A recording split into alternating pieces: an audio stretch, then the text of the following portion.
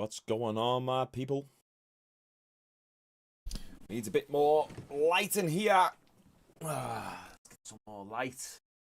Late. So we need light. That's a bit too light. Go. Here we go. What's going on? Big up the man, then. Let's make sure we got some. Okay, that lighting looks alright. I don't want it too bright. Quite late. We are here in the UK. 20 past 10. Where's everyone checking in from? Where's everyone from? This evening, we're going to talk about some post-fight fallout stuff. Tyson Fury, Francis Ngannou have done some interviews, so I thought, perfect opportunity to hop on a live. I've got the house to myself. I can do whatever I want. I can shout. I can scream. Ah! Not bothering anyone. What's going on, people? What's going on? No, I didn't see the punch stat. I did see this punch stats, but I had one too many of these, and I can't really remember. I've just uploaded the live stream onto my channel as like a chopped up video, like a live reaction with the actual fight footage popping up every now and then. We got some Aussies. We got Isle of Wight, Cali in the house, Sweden, Germany, Northampton. Yeah, let's go. Let's go. Nice to see here on the Shaun Jones YouTube channel. We focus on diversity because diversity is our strength.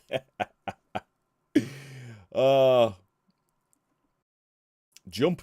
What do you mean jump? What do you mean jump? Right, okay. So I've got a few videos that I want to actually react to. So the other night we done a live stream, but it was just me, just my face, my gob, sitting there having a few bevies. I actually want to watch a few videos with you tonight. Only going to be on for like about 40 odd minutes, an hour, and then I'm going to go and watch Netflix in bed. But yeah, let's have a little look what you guys are saying. I'm trying to think which screen. If I'm looking over here at this screen, it's because I've got my other screen and I've got chat over here. Yo, what's going on, Mr. Worldwide? That's me. How does fish and chips taste, I wonder? I'm not a big fan. I've got to say, I'm not a big fish and chips guy. I'm more of a pizza guy and burgers. Pizza and burgers for me. See, believe, conceive. Shut the fuck up. Michael Bisbing. Is Alex Pereira the greatest combat athlete if he wins this next fight? Double champ in the UFC and glory. Well, his body of work isn't that deep within the UFC, but we have to admit that he's came in and made a massive impact within a short number of fights, a small amount of fights. So, you know, he's got to be put in the conversation for, like, you know, how much of an impact someone can make, especially being later on in his career. How's my health doing, bro? I appreciate it. I'm doing all right. Not too bad. Yeah, just cracking on as usual. Tesco or Asda? Do you know what, right? It was Tesco for a good amount of time because I get the points, the air miles to then go to Dubai. Gets a few quid off your flights. But Tesco is just too expensive these days. And yeah, I do all right for myself, but I'm one of these people where even if I was a millionaire, I would still try and save. I'd still begrudge paying £2.25 for 6 packs of McCoys. Extortionate. What's going on? Right, okay. Have you gotten into a school fight? Good question. My first ever fight in life was a school fight. It was with one of my mates. He said, if you want a quick little story, we were 15 or 16, so year 11. He said that my bird was ugly, and to be fair, she was a little bit of a wrong'un. I was 15. Don't blame me, lads. You know, I had to try and get my end away somehow. Everyone else in school was talking about how they're getting with these birds, and I was like, oh, I'm so far behind. So I got with a bit of an ug.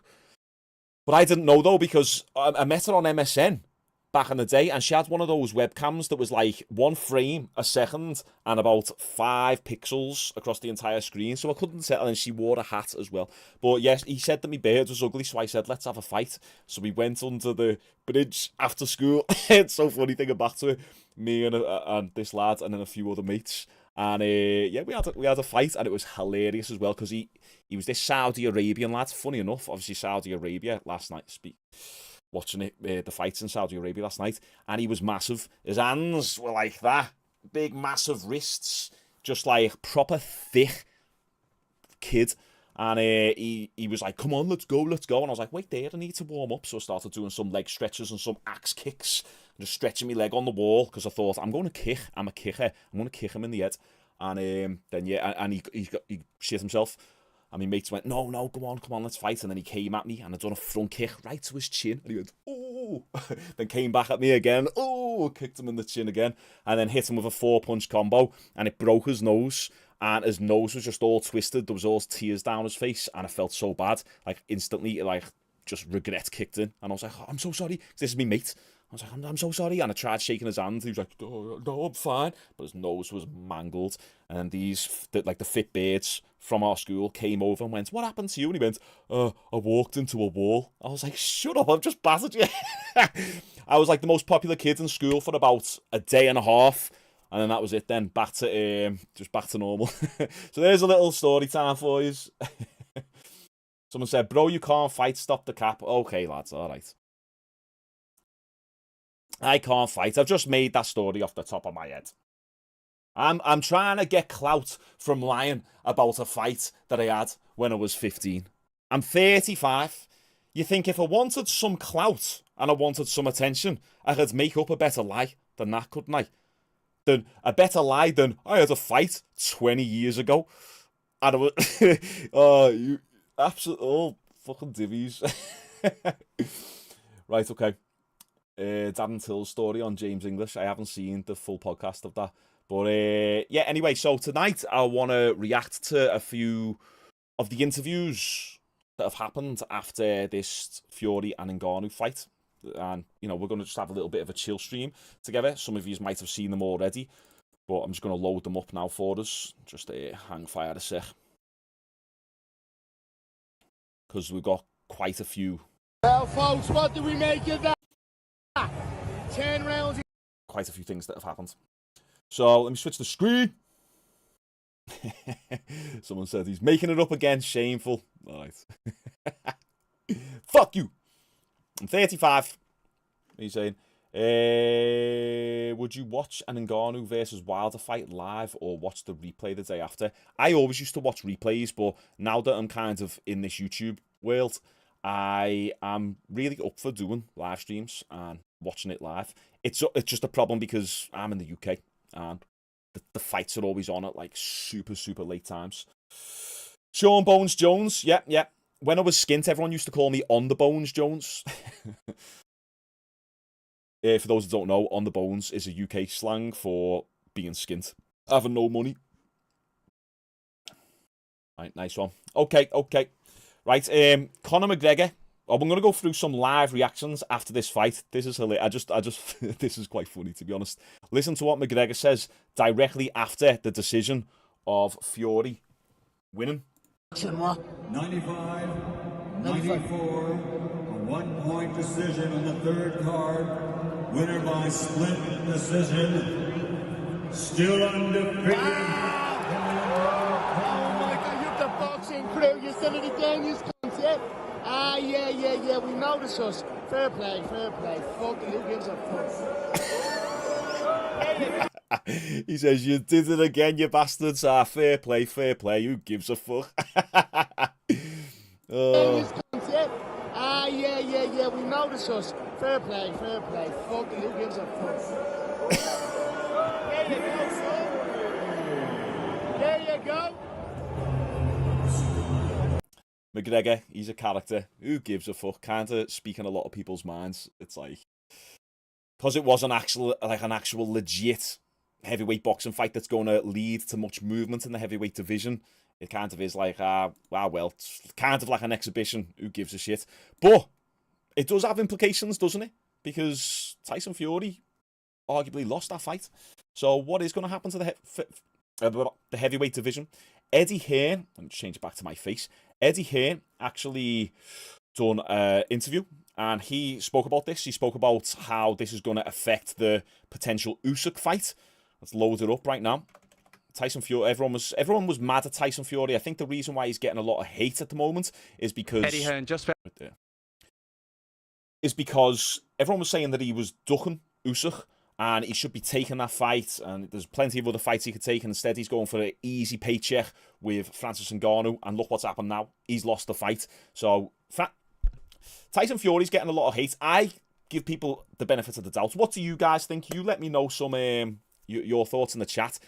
Is the hate that Tyson Fury's getting and the backlash that he's getting at the moment, like, called for? Does he deserve it?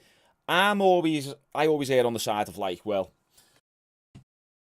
like, I go into these fights knowing what they are. It's just a bit of entertainment. He's going to take this fight in his mind. He's going to take this fight, quick little paycheck, then get straight back into the mix of the heavyweight division.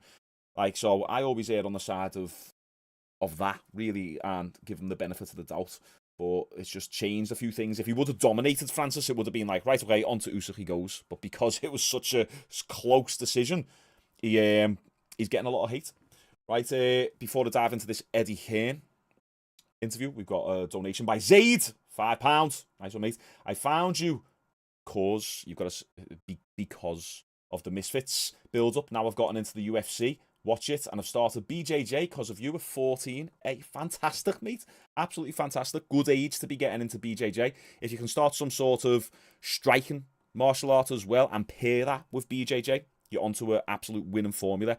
BJJ is great, but it's also good to get punched in the face a little bit, and the earlier, the better. But fantastic, yeah. Amazing. Yeah, people saying he's got too big for his boots now. He's cocky. Anthony Joshua smokes Francis. I don't know where this has come from. I was shocked and very impressed by Francis. Boxing is a joke, not a real sport.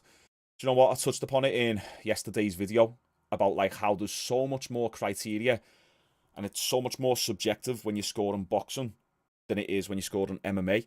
Like, how can the world see it as Francis Ngannou won, then the judges see it the Tyson Fury won? And especially one judge scored it, was it like 96 to 93 to Tyson Fury, which is insane. I can understand maybe Tyson just having one more round because he got a few more jabs in there and he maybe slightly outwon or outstruck Ngannou, but having, like, such a disparity in the scores is crazy. Anyway, whereas MMA, it's a little bit easier to score. I'm not a boxing expert, by the way.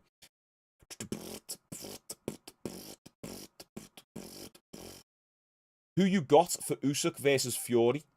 I said Usyk is the modern day Mike Tyson, just without the power. Go and watch his last fight with Anthony Joshua and watch his movement, especially his lateral head movement. Joshua just can't touch him. It's insane. I remember watching it live and thinking, damn, he's getting faster. He was getting faster as the rounds were going. I think for that fight, the Joshua fight, he said that he was doing 15 3-minute rounds, or was it like 15 4-minute rounds to prep for the Joshua fight, because he was the smaller guy, and when you're the smaller guy, you need to come in there with more cardio, need to press the action a little bit more. I mean, based on that Tyson Fury, I would take Usyk. Based on the Deontay Wilder Tyson Fury, I'd take Tyson Fury in that fight. Tommy Fury is afraid of Vidal Riley. Who's that Vidal Riley again? Yeah, I was watching stuff on him the other week. Right, so this is Eddie Hearn talking about the Usyk fight. Let's play it in the background. I'll read your chat as it comes in. About to get going here in Mexico, but first of all, your reaction to the I'll put it on 1.2 times speed. Let's go 1.5 times speed. remarkable scenes we've just seen in Saudi Arabia. I'm absolutely lost for words. I mean, Francis Ngannou has never boxed before. And fair play to him. I mean, I didn't think he was overly impressive, but Tyson Fury looked like he's never laced up a pair of gloves before. Got dropped in, was it the third round? Never threw a punch. Ngannou never threw a punch after. I thought Ngannou won by 2 rounds. The boxing world's gone mad. I mean, please, forget Fury Usyk. No one's interested. Just give us Fury against AJ. AJ will knock Tyson Fury out inside 6 rounds. Make the fight, otherwise we'll never get it. Or rematch Ngannou, because the guy just deserves to have had one of the greatest wins. I mean, I don't know what I was watching. I don't know what Tyson Fury was doing. What you think about AJ versus Fury, based on that Tyson Fury we just seen? Do you think Fury would win him, beat him? I don't know, to be honest. Tyson Fury said ring rust. I don't know. But then, who was it who brought up a good point? Someone said Ngannou has never been in the ring, so he's got the ultimate ring rust, and he hasn't had a fight in ages, even within MMA. I'm still completely lost for words. But give Ngannou a shot. I mean, you have to give him the respect. I mean, he's a boxing novice. Fury looked petrified from the first round. No one did anything. He lost the fight. So, unbelievable scenes. I cannot believe what we just witnessed. Let's start with the outcome of the fight. A lot of controversy on social media, as you said. He got the split decision victory, Tyson Fury, but you feel that Ngannou should at least get another shot at But that. he won it by a couple of rounds. I mean, he dropped him. Fury didn't do anything. He didn't look bothered. I mean, if that version fights Usyk, it's a mismatch. I mean, he's just lost to a guy that has never boxed before. He's never had a professional fight. And then Ngannou, you can put your arm around Ngannou and go, don't worry, mate, don't worry, we'll get you something else. Not really. I mean, you have to rematch Ngannou, or we'd love to say, I told you before, AJ beats Tyson Fury every day of the week, and we've seen again tonight. I think his punch resistance might have gone. It wasn't even a huge left hook. Yeah, that's the part I disagree with Eddie here and there. He said his punch resistance might have gone, meaning that his chin has gone. I disagree with that. The last few decent shots that he took was against Deontay Wilder, which was a couple of years ago. It's not like Tyson Fury's been in there getting absolutely clipped and rocked left, right, and centre, so I don't think his punch resistance has gone. I was one of the only creators. You got to remember this, guys. People say, "Oh, you got your prediction wrong." I actually didn't. I got the prediction right. It's just that the fight was extremely controversial. But I was actually one of the only creators out there who was saying, "Don't underestimate Ngannou." I picked Tyson Fury to win by decision, but do not underestimate him. And there was people in my chat, in my comments on other channels saying he's got less than a 1% chance or even 0% chance. It was the same with the Conor McGregor-Floyd Mayweather argument. And I was like, no, don't count him out. He's been absolutely sparking people in the UFC. And, you know, he's a big guy. He's got that power. Tyson Fury doesn't have the power, so the chances of Tyson Fury getting him out of there, you know, other people like the MMA guru, who I like, by the way, he was saying Tyson Fury's going to dominate and Francis Ngannou's got no chance. I was saying Tyson Fury's going to dominate, but Ngannou's going to win a few rounds and potentially clip Fury a few times. I just didn't expect it to be that close, so I don't think his punch resistance has gone. Zaid, what are you saying? Nice one for the £5 donation. I've been learning basic Muay Thai this week, but last night I fractured my third metacarpal. No surgery needed, but just need to rest as I can't move my finger. Okay, yeah. I've broke the, I can't even remember. I think it was me metatarsal in my foot when I was young, though. Someone also asked a minute ago, did I get surgery for my dislocated shoulder? No. I don't think mine was that bad because mine popped back in by itself when I was fighting. But I've dislocated both, so I've just really prioritised the rehab and the strength training on my shoulders. So I was like, right, okay, let me just make my shoulders really, really strong then. Yeah. Shout out to Francis Ngannou. I mean, I still think Johnny Fisher would beat him in a round. And listen, if they want to stitch Francis Ngannou up and make the Usyk Fury fight, maybe AJ will fight him after he's got the credibility of beating Tyson Fury. It won't go 3 rounds. It will not go 3 rounds. So listen, we're in Mexico about to get underway, but I'm buzzing. I'm buzzing because I still believe we've got the top dog. Now Usyk stands, for me, Usyk now number 1 in the division by a long way. But I can get behind that. I just hope we see Fury against AJ. I'd love to make it next, but I don't know what they're going to do. But Ngannou needs a big fight, so we'll see. A couple more questions from me before I let you go. Fury was widely considered, well, many people said that Fury might be one of the greatest heavyweights of all time. Do you think that now changes completely after that performance? Listen, styles make fights whatever, and sometimes you don't get up for fights, and I'm sure there was an element of that, but that's legacy-wise. I mean, listen, I think Tyson Fury's great. I think he's been ultra-talented. I think he's one of the best personalities in the game. The win against Klitschko was unbelievable. He beat Deontay Wilder. Fair play. Two serious wins. In the last, what? Yeah, that's pretty much it, what he says. Am I TJ Dillashaw now? No, I was at one point, though. I'm good now. I haven't had a dislocation in years. And for those asking, I am 35 now. I'm cracking on. Old man. Fake teeth soon and a Zimmer frame. That is me. Technically, I should be in my prime, but I've wasted so much of my prime being sick. So there you go. To Eddie here, he's got some wise words. He thinks that the Usyk fight is dead in the water because who's going to tune into that now after that fight? If anything, Tyson Fury's going to have to either take a lot of time off or potentially have another fight, like a tune-up fight to rebuild a bit of hype. He's not going to be able to go straight back into the Usyk fight and sell a decent amount of pay-per-views. Right, okay, where was the other? Also, let me show you something. This was crazy. Check out this that I found. When we were, you know, I assume a few of you in this chat were watching the event live. So, the atmosphere seemed pretty decent, didn't it? The atmosphere seemed decent. The production was off the charts. Okay, it was an absolute nightmare. It took ages to get started, but someone uploaded this to TikTok. Let me show you. Right, and it's the atmosphere of what it looked like to be there in person. Massive atmosphere. So let me show you. So Fury. So Fury versus Ngannou in Saudi Arabia. However it looked on TV, this is how the big fight night in Saudi actually was. More atmosphere on Mars. The whole event was a huge letdown, to be honest. Check this out. Famous heavyweight boxing. Massive atmosphere. Sort it out. Absolute bullshit. There's a wing. It's in a totally separate arena in part of the stadium. And you can't get in there. It's too busy. So... Actually feels like a convention. Here he goes. Ngannou's just arrived. I don't know ring. I don't know if the ring's coming from the Raptors. Yeah, as you can see, absolutely no atmosphere. Absolutely dead. When I went to that Misfits event the other week, I'm sure a lot of you have seen me vlog, it was popping in there because it's a young crowd and everyone's like partying. We had the 2 pinters. Everyone's having a drink. No bevies here. And I know obviously you shouldn't really have to drink to have a good time, but when you're in Saudi Arabia, you've got to pray every 5 seconds and then you've got to you can't even have a bevy. At all. So as you can see on the screen, that's where the undercard is in a totally separate part of the stadium arena. And I'm absolutely sure on TV it's going to look amazing. The production of it will be off the scale, but there's a heavy focus on the celebrity. And then, okay, yeah, I've had to come outside. It's so freezing in the stadium, in the arena, and nothing going on in there at all. Wait until you see what the actual fight looks like. Okay, you can say, oh, that's the prelims, but wait until you see this. Big fight like this, and it's so flat. Take a look at this. Fabio Ward's about to start.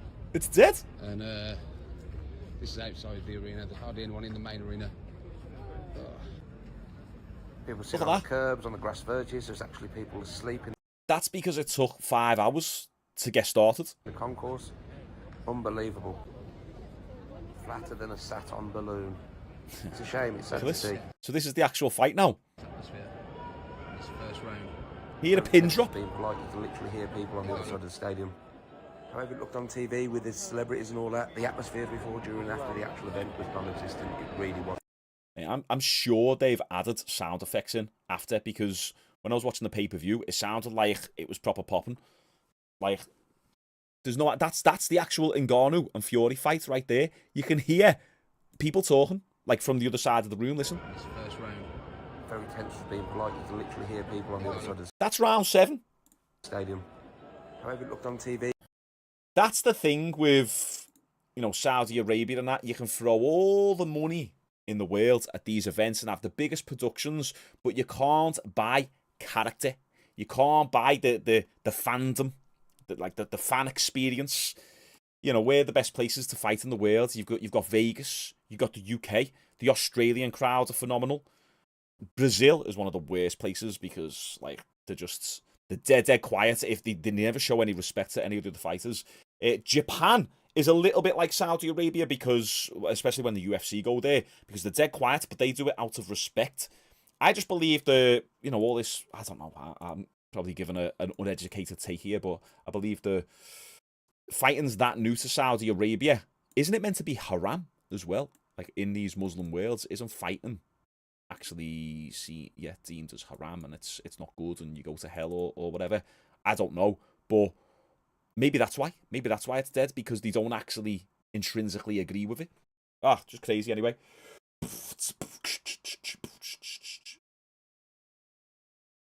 Yeah, you could say that, Sean. I think the reason is because this fight had no actual value towards any title. In fact, people probably thought it was stolen for the Usyk fight.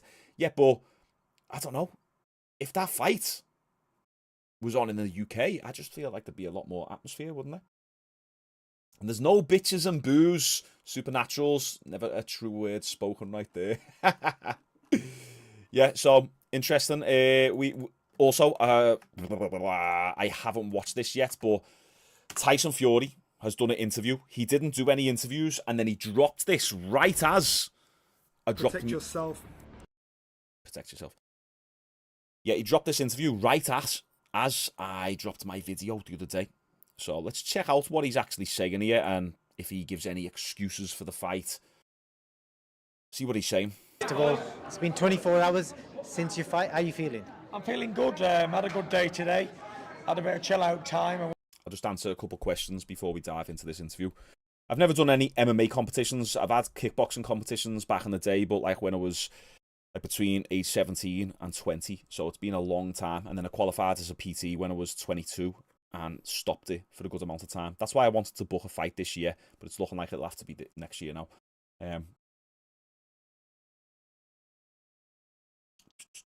UFC is a pretty dead on Fight Island too. Yeah, true. That's Abu Dhabi, isn't it? So similar sort of culture, if you like. Who do I think won? Be honest, Sean. Molly Alexis, I thought Francis won. But watching it back, I can kind of see how, you know, the judges have chose Fury through that lens of like, okay, well, if I'm looking for Tyson Fury to win now, how have the judges seen him win? And like, yeah, he won more of the middle of the fight. There's too much criteria within boxing. I'm not even going to pretend I know, but it's so much more subjective. I thought Ngannou won. I predicted Fury to win. So, yeah. Let's hear what he's saying. Who do I want to fight in the influencer boxing world?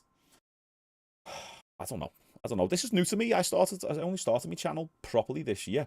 And I was all about fitness really, but I've only just recently transitioned to more of the fighting content because it's what I started in. It's me, I don't know, whoever, I don't care. I went to the shopping centre and that. The people here, again, I know I keep saying it, but they've looked after us all the way. Even today we've had a police escort, VIP boss, security guards, government protection, everything you can think of. So again, big shout out to all the people who organised the event, Turkey Al Sheikh and everybody else. The craziest thing is you don't actually need the security here because it's pretty safe as it is. It's anything, but it's nice to have the police escorts because you get right through all the traffic. No hassle. The traffic's not great. Before we talk about the fight, I want to talk to you about your ring walk because Nice one, Zaid. I'll get nice one for the donation. I'll read that in a sec. you've done some mad ring walks and that was very special last night. How did you find that? It was all good, you know. It's been a good experience being here, and the event was unbelievable. The whole event, the whole experience. It was a bit like like 10 rock concerts in I don't know. It was just unbelievable to explain. I spoke to your brother and, but no and spoke to Spencer as well, and then some comments that Billy Joe put on his Instagram saying that maybe you've had possibly too many yes men in camp, etc. And then the whole build up to this event, maybe going through your emotions. Do you think was any factor of you maybe underestimating Francis in the build up or the fight, maybe just going through the motions? No, you can't take anything away from Francis Ngannou. He was a good fighter and he gave me a very good fight, and that was it. I trained very well, I prepared very good, and I didn't have any excuses or anything. I'm glad that he said that because he denied that in the build up. He said, no, I'm not underestimating Francis Ngannou whatsoever. So that's good. Sometimes fighters will come out after the fight and say that and say, oh yeah, I was underestimating him a bit. Some days you have good days, some days you don't, and you crack on and you continue, keep moving forward. At what point in the fight did you think, shit, he can really fight this guy? Because back in your mind, you must have thought he's an MMA guy. Listen, I said, usually when you get the media saying it's a mismatch, it's not worth watching and all that, usually you're in for a tough night. And if I wouldn't have trained as hard as I did, I probably wouldn't have got through that fight. Yeah, there you go. Also, we've got 400 of you watching right now. We're on 68 likes. Just everyone drop a like on the video. It only takes a second. It just helps boost it into the algorithm a little bit, and just it helps improve engagement. So everyone just drop a quick like right now. Right now. Pump it up to like 150. Go on, try and pump it up to 150. Go. What does he punch? You've obviously been him against Wilder, people regard as one of the heaviest punches of all time. What does he punch? He punches hard, but it was a bit like a hook on the back of the head. They knocked down him around, whatever it was, 3. But yeah, apart from that, he didn't really get with him much else. Yeah, so that's it. So people, if you look at Francis Ngannou, I was saying during the entire build-up, he's not looking that fast. And I thought, is he maybe trying to trick us and trick Tyson Fury? But he actually wasn't that fast in the fight. The way he caught Tyson Fury, I watched it back. Tyson had his guard up. Tyson done the right thing. He did have his guard up, so he didn't drop his hands or anything. And then his shoulder was up as well. It just caught him on the top of the head, and when that happens, it knocks your equilibrium. Your brain rattles round, and you know he knocked down to the floor, and he was completely with it. So it didn't look like a particularly hard punch. It was kind of slow and just a bit of a thud, but it just caught him in the exact right place. Almost like Conor McGregor and Dustin Poirier's first fight. Remember that first fight? Conor McGregor goes double jab and then throws a right hook, and it pretty much just scrapes the back of Dustin Poirier's head, and Dustin Poirier falls. And how did you feel in the fight itself? Because, you know, your own performance from the fights you've had before, did you feel your timing was off or anything like that? I felt my timing was quite off. I've been out the ring nearly a year again. A little bit ring rust. It was what it was. It wasn't far from one of my best performances. It wasn't a vintage Tyson Fury, but listen, you do what you got to do in there and get through them and on to the next one. I spoke to Usyk a couple of hours ago and he said he was shouting instructions from ringside. I'm assuming he didn't hear him, but he was saying jab, jab. You didn't hear him, I'm guessing? I didn't hear him, no. Yeah, so he scored at 7-3 to yourself and he kind of drew the comparison when he fought Chisora. Obviously, a lot of people thought... Who scored a 7-3 to Tyson Fury? That's definitely biased scoring, that.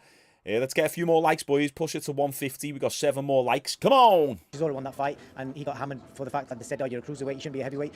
And he said it was a bad night. Similar sort of comparison?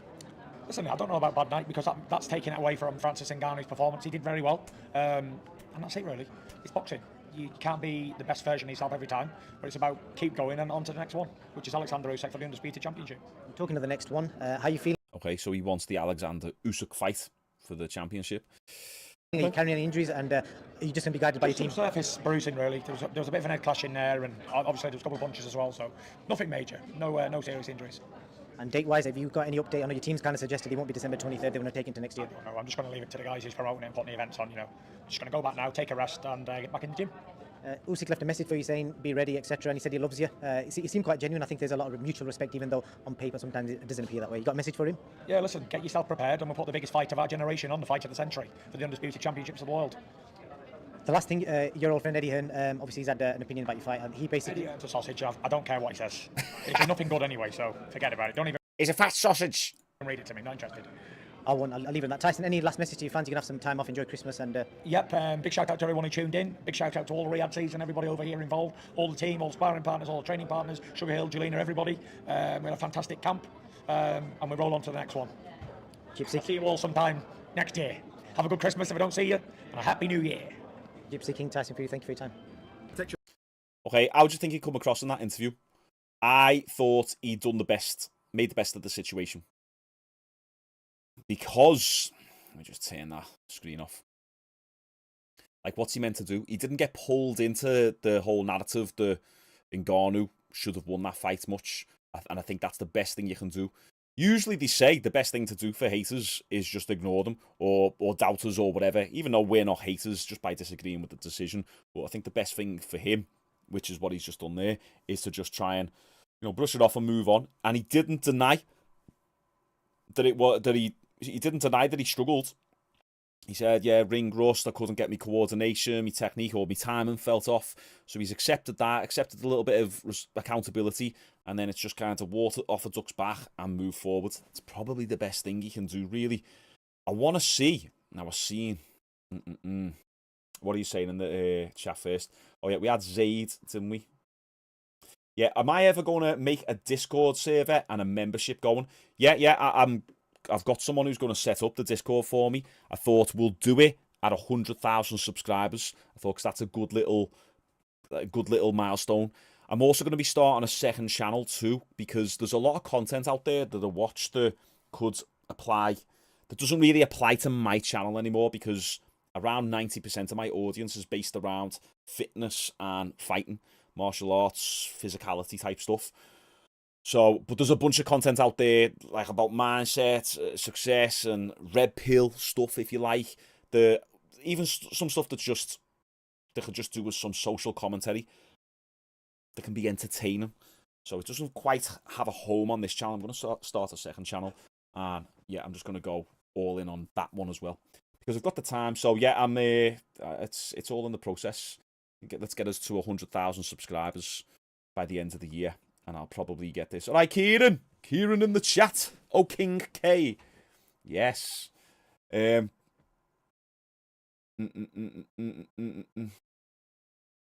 you like someone to help you with your new channels? In what way? So I'm doing pretty decent at the moment. You can help. Judges robbed Ngannou's victory. Yeah.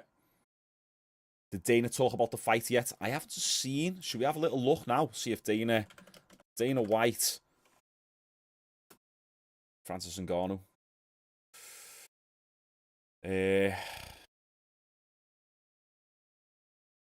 this video. Yeah, you never know with some of the clickbait videos these days. Let's have a look. My talking Still undefeated. My talking sounds funny. Hey, you. Hey. That's my accent. The amount of crap I get for my accent. It's like, what are you? I can't do anything about it, lad. Would I beat Tyson Fury? Yeah. All day. Give him a low kick. Give him an elbow. Easy. He's only 6'7".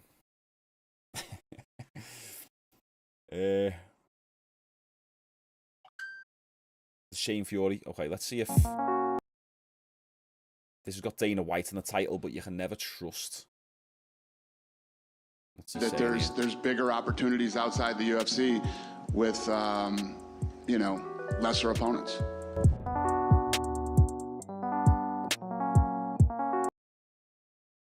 Do you know what? Interesting point, actually. Nice one, Zaid. Have you got any membership perk ideas? I have. I'll jump into that in a second. This is an interesting point. It's kind of a better idea for Francis Ngannou to stay in boxing now. I think there's more fights for him in boxing than there is in MMA. The reason being is because he joins the PFL. There's no one in that league. It's dead. It's a dead league. It's only a matter of time before that league fails because it's absolutely leaking money like crazy. Wherever they're getting the money from, some crazy investors, probably Saudi Arabia investors, who are just dumping money into it. I think the last pay-per-view done 40,000 buys, which is, like, shameful. Like, you know, they've got Francis Ngannou. Maybe they'll do a few more buys now that Francis has done this fight and he's going to go back with the PFL. He got the $10 million deal with them, but, like, what fights are there for him? Maybe some retired UFC fighters from back in the day are there. Maybe, you know, some low-tier B fighters. But the main fights for him are in boxing. I think really you should try and figure out how to negotiate something with PFL and stay in boxing. Membership perk ideas. Yeah, so I've got the membership set up on my channel, but it's only just like the basic for now. So I think, yeah, it's only the basic YouTube standard one. But I'm actually going to set up another one where you get access to like a special Discord server group, and then I'm going to include me fitness program within it as well. So I've got my Natural Physique Academy, which shows you how to build muscle naturally without steroids and how to just get an athletic physique. But I'm also, in that program, I'm adding a new dimension to it, a new element to it, where it shows you how to lift for better performance, better fighting performance. I'm working on that at the moment. So I'm going to figure out a membership perk that includes all that stuff as well. Yeah, so I'm working on it. Right, where is it? Right, we got Ngannou chatting. I'm going to play this in the background. This was released, what, an hour ago? So this is fresh. Most of you won't have seen this yet. Ariel Hawani, we're going to put it on 1.5 times speed. I'm going to be reading your chat as we play. We won't watch it all. We'll just play a little bit and see what he's saying, his immediate thoughts about the fight. I think put up, immortalized forever, the moment. Oh yeah, listen to this actually. This is a crazy, crazy sport and a crazy time and a crazy show, but everyone's watching it. Everyone's watching it. Sounds like that guy from Police Academy. Do you remember? This is a crazy, crazy sport and a crazy time and a crazy show, but everyone's watching it. Let's go to the band right now. Let us stand up. Is my fitness program for all ages? Yeah, 100%. It just shows you the basic fundamentals of training, nutrition, supplementation, and recovery, and shows you how to lift properly, all exercise demonstrations, 12 different workout programs, nutrition advice, calorie calculators, meal plan examples, the whole works. Then you get access to my Facebook group as well, where all me members of the program are in there, which will eventually turn into a Discord group. Boom. And nice one for the £2 donation, Zaid. Appreciate it. Pay homage to the man who shocked the world on Saturday, Francis. And I can't believe he's in front. Francis. Who would win in an MMA fight, Ngannou or Jones? I'd originally go with Jones, but I don't know. Maybe Ngannou has got a bit more of a chance now. He's just increased my belief in him. So I'm going to come up to the screen right now and give you a big old hug. You did it, Francis. You did it. You did it. Oh, my God. It's Weasel. Ariel the Weasel. Look on the wall here. Look what I put up. Immortalized forever. The moment. You see that? Oh, that's cool. on the You wall. stole my idea. I don't know about your idea, but I put it up there, my friend, so we never forget it. We never forget it. Francis, we just had That's also my friend. His Excellency just called into our show. Crazy. What a time, Francis. I don't know if you heard any of that, but we're going to get to you. Can you describe what the last 2 days have been like for you, less than 48 hours removed? Can you even put into words, seeing this whole thing come? I mean, I see you're tired. Probably you haven't slept too much. What has it been like for you since Saturday night? It's been exhausting. I haven't really slept since Saturday night, but a lot of message, a lot of calls, good stuff. You know, I haven't really like come down. The adrenaline is still coming down, you know, from the fight. But I think I'm still processing. Was that the greatest night of your life? Is that what? Was that the greatest night of your life? I mean, yeah, with the decision, a little different. Yeah, it would have been. It would have. Yeah, he's going to feel weird about that because his stocks only went up. Stocks went up massively, yet he lost, technically. Someone said, do I teach people how to get girls? I mean, not officially, but if we were on a night out, I'd definitely be able to help you. And then someone said, go outside, touch grass, lift weights, focus on yourself and career, and girls will come to you. Yeah. I definitely say, like, this is where the red pill community get it wrong. They say that, you know, only focus on yourself, but you have to focus, I'd say, around 80 to 90% on yourself, and then actively put 10 to 20% effort into trying to meet girls, going on dates, trying to actually get into the dating world. You have to be proactive with it. Otherwise, opportunities can pass you by. Been the greatest. You know, with those judges being quite fair, it would have been. I mean, you can't really, you can really think greatest with a little slightly taste of bitter, because for some reason I feel like there was an injustice there. So you said, you know, you were so confident going into the fight, Francis, but I'm just wondering, like, did you exceed your own expectations? Did you think that you would do that well against him? Or was this even better than you dreamed of? I know that I could have done that. You know, I train a lot. I train for 4 months for this fight. So I have been doing 10 rounds. I have been working on my boxing. And I know that I can even do better than that. You know, I think didn't have to. I should have maybe start training earlier, because like when you switch from boxing to MMA, you go to MMA. I think MMA boxing is quite different, and then when you get to the boxing training camp, then that's when you realize that it's very different. Like little things has changed, and then it takes time to like work those reflex and those techniques. And then in that perspective, I think I was a little behind. I was in shape. Everything went well.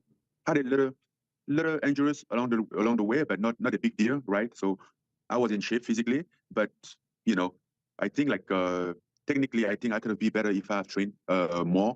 But that will help me for the next fight, because now I gain this experience, and then I will get when I have another fight, I'll get in this another training camp, and then just have to add on what I have had in this fight. But at the same, he only trained 3 months. And someone said he's top 2 heavyweight now. Technically, he is, yeah. Time was still a little nervous though, because you question yourself top about 3 like, heavyweight, okay, yeah. Regardless, I never been in the fight, in the actual boxing fight. Like, how would it feel? How would I handle this with the pressure and everything? You know, with the lights, how would it be? It was good. It was good. What blows me away is you're so like relaxed about it all. It was good. Like, Francis, you're the most talked about fighter in the world right now. Everyone wants to be in business with you. For the past year, I just did a whole thing on the show talking about everyone who was shitting on you the whole year. Everyone was saying you're screwing up, BKFC, 1 championship, you had no one, and now you're on top of the mountain and you're just like, yeah, it was good, it was all good. You recognize this, right? You're the most talked about, sought after fighter on the planet right now, more so than anyone else. Francis, they're all talking about you, and they're talking about you in glowing terms. Yeah, but Ariel was happy for Francis leaving the UFC, because Ariel doesn't get along with the UFC and hates Dana White. So he was more so coming at it from a perspective of like, yeah, fuck the UFC. Ha ha, you've lost Francis Ngannou. Like, Francis Ngannou, it was looking a little bit sketchy for a while. Like, he wasn't getting any deals. He didn't have a manager. It was looking like he potentially fumbled the bag, if you like. And Ariel Helwani wasn't looking out for him. And it was more so just like, yes, stick it to the UFC type thing. So obviously Ariel Helwani looks like, you know, looks like he was right all along now. But I don't know. I just think, you know, Ariel has different motives, ulterior motives. He doesn't like the UFC and Dana White. And when Francis Ngannou left, he was... I don't want to even get into it. Anyway. You recognize this, yes? Yeah, I agree. I agree with that. I mean, it was great. It was more than good. I just have a slightly bitter taste about it. Like, it could have been with a victory, you know. I mean, I wasn't going there just to show up, you know, just to like, oh, I'm here, look at me here. No, I really went there to win the fight. And maybe some people might haven't seen that, but that was my real intention. And I really worked hard for it. And I think I deserve that victory. And I should have been celebrating that victory now. So while people like me are saying you won the fight, moral victory, all that stuff, the competitor in you is not really saying that, right? You're not feeling that. You wanted it up. You weren't just coming to show up, is what you're saying. And while you can be pleased with how you did, ultimately, do you feel like you were robbed of a victory? Yes. I mean, I'm happy. I'm happy with what I did. I mean, I'm happy with my performance. I'm happy with what we did together, with what everybody in my team did, because we get the biggest team this time, and everybody put in a hard work for us to get here. Yeah, so I mean, that's the general gist of. I just wanted to hear his immediate thoughts, but we're not going to hear anything crazy in that.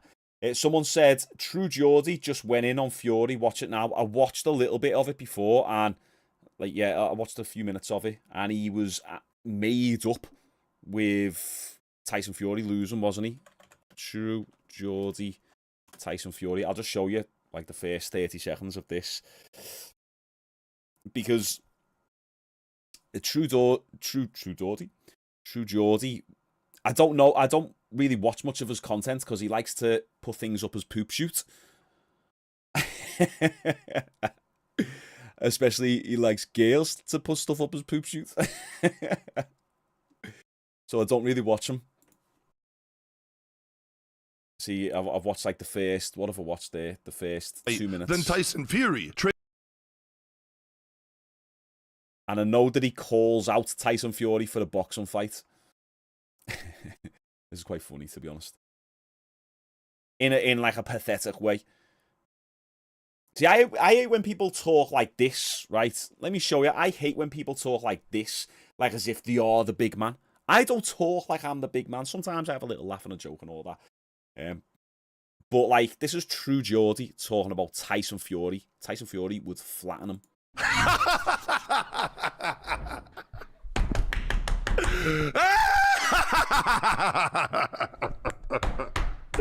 Oh my days! Yes! Get in there, my boy! Get up there, my boy! Yeah!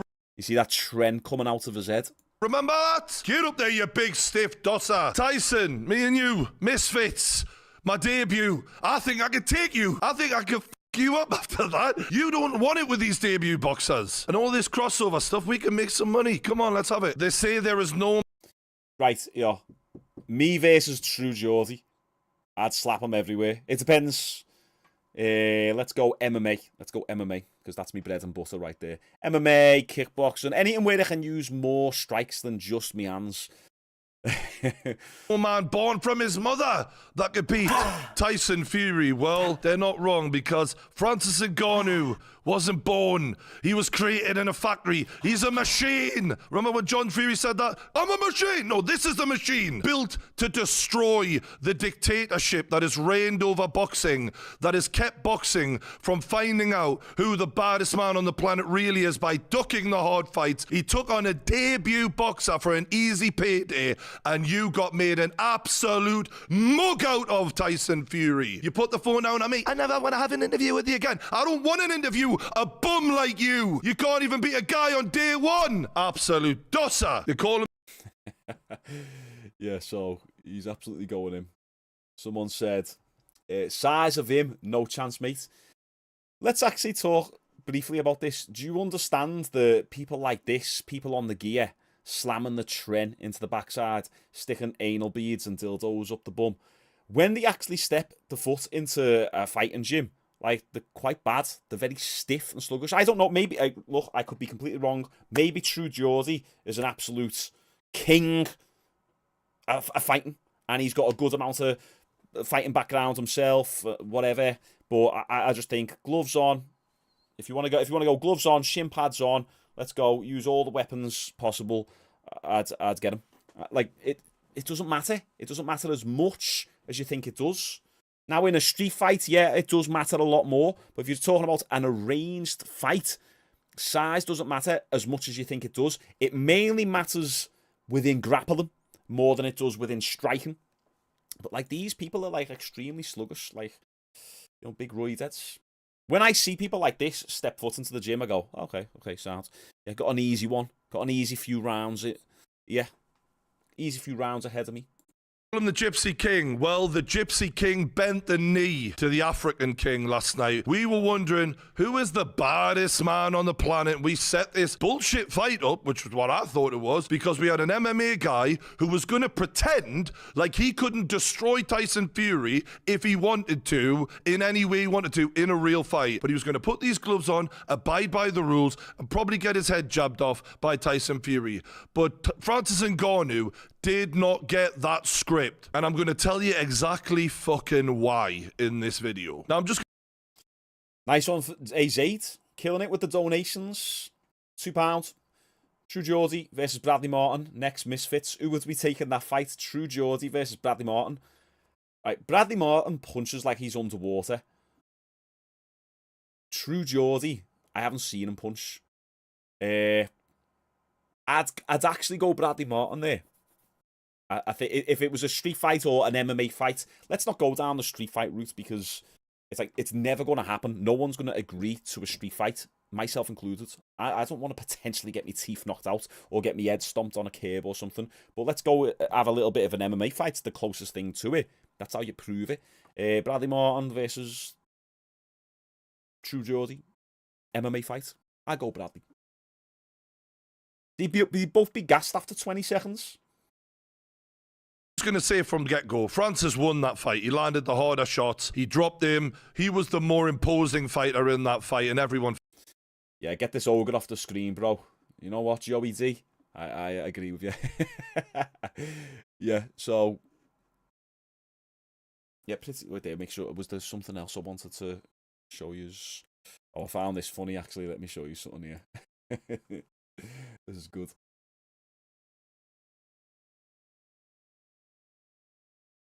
He has footage. Watch some. Okay. True Geordie. What shall I type in? True Geordie. What? Fighting? Boxing? Yeah. True Geordie boxing. This was quite funny. The Simpsons predicted it. You got Homer Simpson versus Mike Tyson. You got Ngannou versus Tyson Fury. It's good. Simpsons are ahead of the time. Right, okay. True Geordie boxing. Oh yeah, okay. It's probably old, isn't it? Let's see some stiffness. Pardon. All right, let's go. Oh. There you go. Lovely. Right, okay. So there's a lot to be said here. Let's watch one more time. All right, let's go.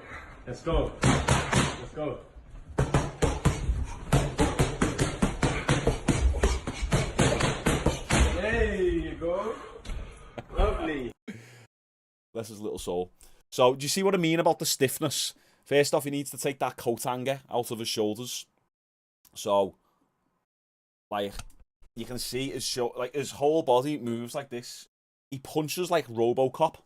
There's RoboCop drill work, that RoboCop pad work, that punches like that.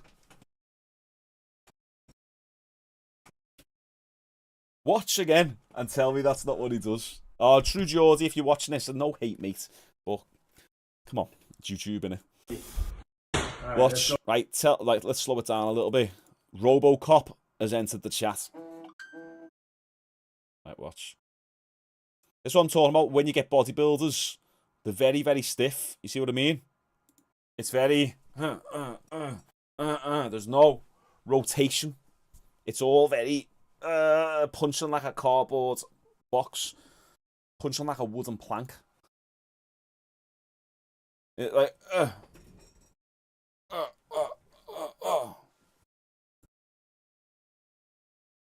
This is the next heavyweight champion of the world who's potentially going to beat Tyson Fury.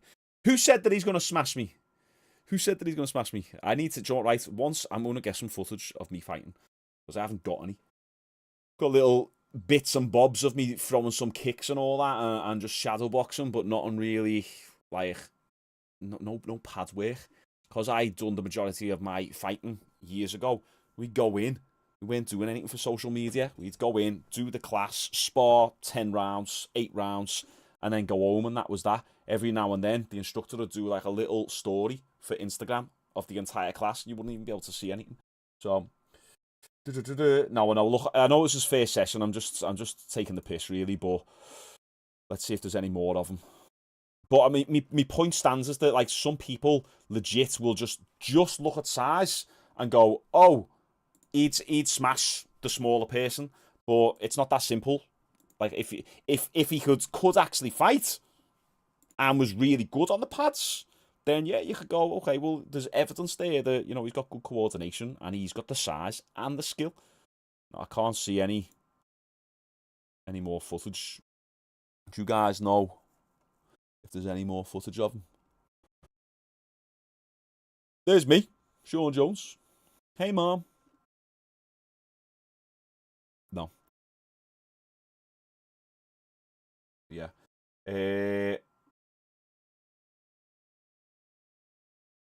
Just having a little look at this chat, guys. Okay, yeah.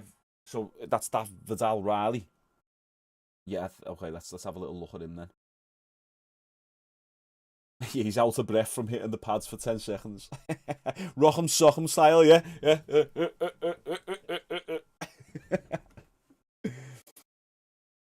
Let's have a little look. Someone said, Richard said, he can't bend because he got pegged the night before.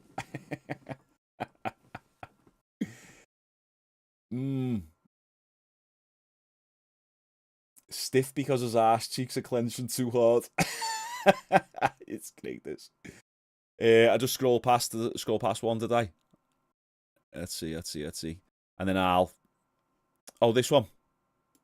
Yeah, okay, I'll watch this, and then I'll take a little look at that Vidal Riley clip as well. I've got my phone in the way there. Let me move out the way.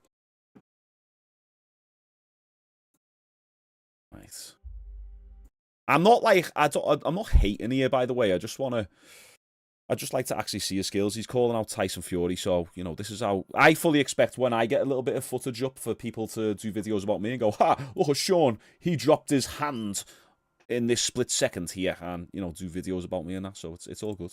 Gotta accept the criticism coming back at you. Let's see. That's a good jab you got there. Jab. So is this that Vidal Riley, is it? That's it. Yeah. His t-shirt says. That's it. I'm normally used to going this way. Yeah, for you all nice one, J. Luke. You're a power man. Yeah. But that's not the key. Yeah.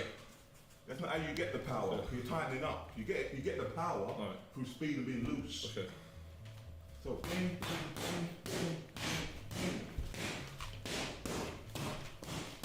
Right into the body. Straight. Oh, sorry. Don't get me wrong, if any of these punches actually touch you, of course they're going to hurt because he's got the weight behind him. But that's where speed comes in as your advantage. There you go. Yeah, I'm not going to watch all this, by the way. Someone said an hour of Geordie. I'm not going to watch all this. I'm just watching like the little snippets of unboxing. Good. See? Now your head's not coming up. Remember, it's about answering questions.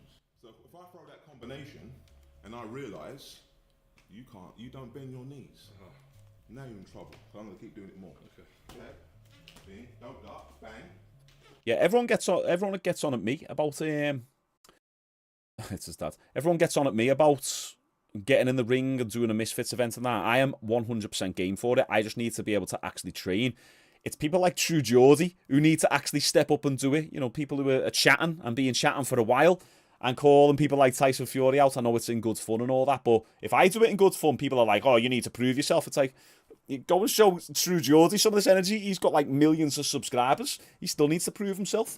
If go and watch, I done a bit of a podcast yesterday. It's on my channel, so if you scroll on my homepage right down to the bottom, and I talk about it and talk about, like the lad said, what's the goal for the channel? I said it's ultimately to be able to document me going in for a fight. I want to do some in-gym stuff and get me videographer back on board. It's just being able to do so. Yeah, so obviously he looks a little bit better here than he does in that first clip.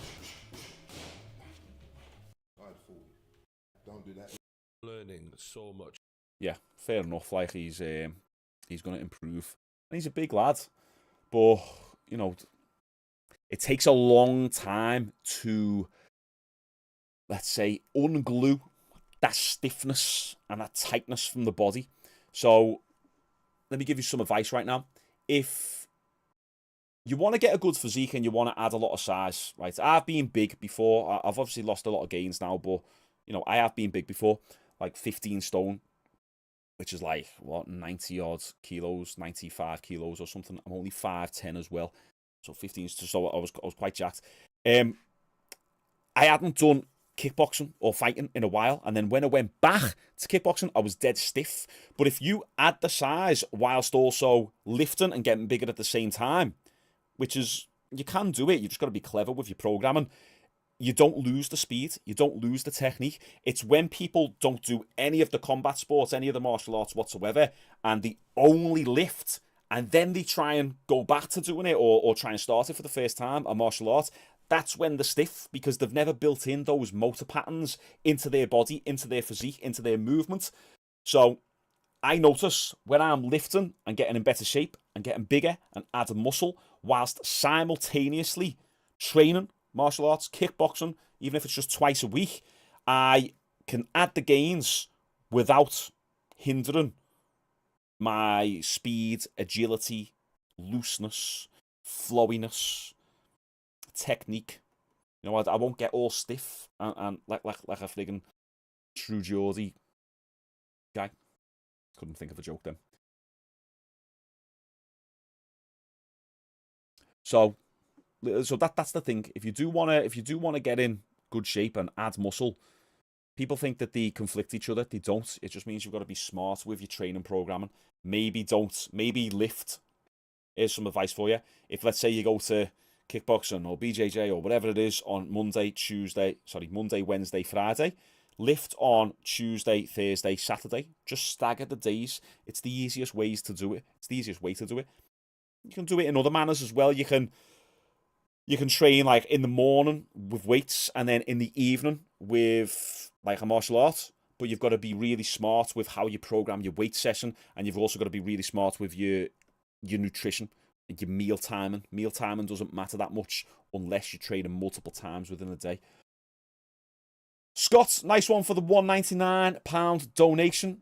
He hates Fury because he's got a BBC to degrade him. He hates Fury because he's got a BBC to degrade him, right? Wouldn't it be a BWC? Yeah, BWC. It'd be a big white, wouldn't it? If that's what you mean. Come on, Sean, let's wrestle. I've got a good 30 seconds in me. He has a butt plug in, that's why he's stiff. What up, legends? What up, Mohammed? My boyfriend could beat Tyson Fury in a fight. Molly Alexis, are you a part of my 4% female audience? Or are you one of these girls who is actually really a lad behind the screen? I've got a few of them. I've had a few of them on Instagram. Message me and follow me, and I'm like, oh, girls message me for once. And then it's really just a lad on a girl's profile. Strange. MJ wants a cuddle. Yeah, nutrition is the hardest thing to get right. It's one people always talk about nutrition and training and say that it's 20% training, 80% nutrition. That's not really true. It's kind of 100% of both. Training is equally as important, because if you train crap, even if your nutrition is perfected, you won't make the gains. The training stimulus is what kickstarts the biological process that is going to make your body build muscle and get stronger and grow. And then you need to have your nutrition on point. So it's 100% of both you've got to do in order to maximize your progress. I can't wait to start training again so I can document me rebuild and show you how fast you can gain muscle. Yeah, R.I.P. Matthew Perry. I never used to watch Friends, but pretty sad that, isn't it? I seen a video going around saying that he's that in his book he said, if I ever put up anything about Batman, it's me asking for help. And then someone went through his Instagram the last few weeks and he's been putting up loads of Batman stuff. So he's like subtly been asking for help. Interesting. Rest in peace. You've got to be grateful. Talk about it a lot this year. I've tried to really practice a lot of gratitude. Yeah, Vidal Riley. Let's have a little look at him before we log off. Riley. That's it. There we go. Let's watch a quick little clip. Oh, yeah. Okay. Yeah. I know this guy. I can't watch any of this because it's copyrighted content and your video literally gets completely blocked. So let me try and find something. Can watch maybe the Sidemen one. Any suggestions? I can't watch any of the... Yeah, let's watch one from his channel, actually. Yeah, let's go on his channel. Oh, we talk KSI? Yeah, I know him. Yeah, of course. It's been a few years since I watched the videos when KSI was first getting into it. Yeah, he started teaching KSI, didn't he? Oh, yeah, I wasn't sharing my screen. Yeah, so I'm on his channel. I can't watch any of the actual Sky Sports ones because it blocks your content. Can I watch this one here? Yeah, I forgot that. Some comments on here. Is that another part of me 4% audience? 4% female audience? Adriana Gomez? Yeah. Welcome to the chat, Adriana. This is how it is. Everyone's either fighting, dissing each other, or saying they can't fight, or saying skinny.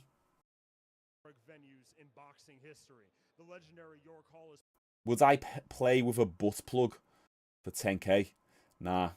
Maybe in COVID, when I was struggling and my business was struggling, you know, you probably could have convinced me then. But obviously not, no. To be honest though, right, I know butt stuff for lads is getting a lot more common these days. There's, you know, I've heard lads talk about it a lot more openly. Back in the day, you know, it was very taboo, but it seems people seem open about it now.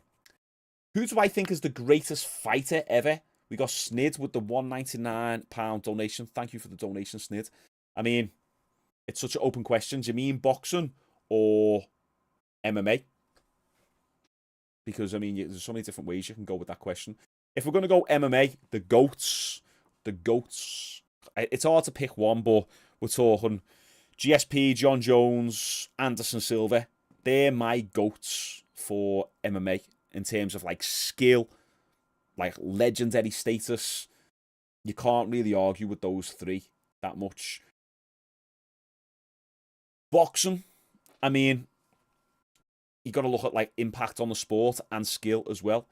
Like, I'm not a big boxing fanatic. I used to watch all the big fights back in the day. I still watch a lot of the fights now. Greatest of all time. For me, it's because the greatest of all time is just subjective. It's like, who is your favourite fighter? That's all you're asking when you ask someone, who's the GOAT? Who's the greatest of all time fighter? A lot of the time, people are just going to give you their favourite fighters. For me, within boxing, it's going to be Muhammad Ali or Mike Tyson. I grew up on Mike Tyson. The 80s. I'm 88, born 88, so...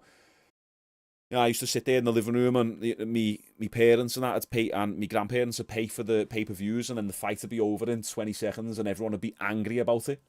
But that's who I typically pick. What about all yous in the chat? Who are we talking about? Boxing, GOAT, and MMA GOAT. Who are we saying? Who do you reckon would win between Jones and Ngannou? I answered that before. I originally go with John Jones, but I don't know. Ngannou's really instilled a lot of belief. He's getting me to instill a lot of belief within him. That's not grammatically correct, but you know what I'm saying.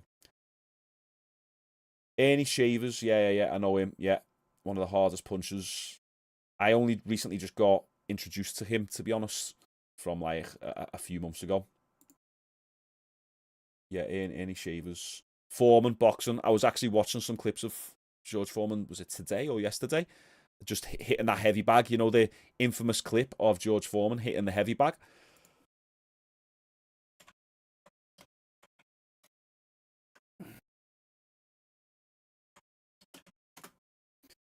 Sorry about the Vidal Riley. We'll watch him another day. We can't deny George Foreman here. Who was it who said George Foreman was the heaviest hitter? Was it Ali? Like, just listen to these thuds, okay? And look at how little he's trying. He's just going, these ain't true Geordie punches, these. Look how loose he is. And listen to the impact of these punches. Figure.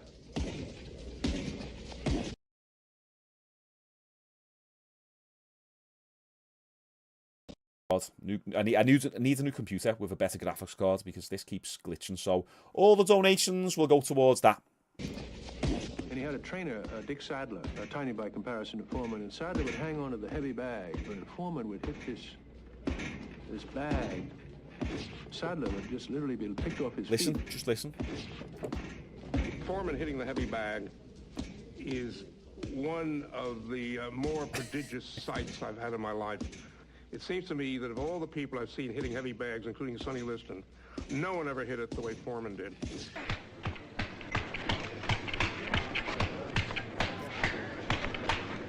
What you got to look at there is how little he's trying. Like, he's just chilling with it, and it's boom, boom, boom, thuds.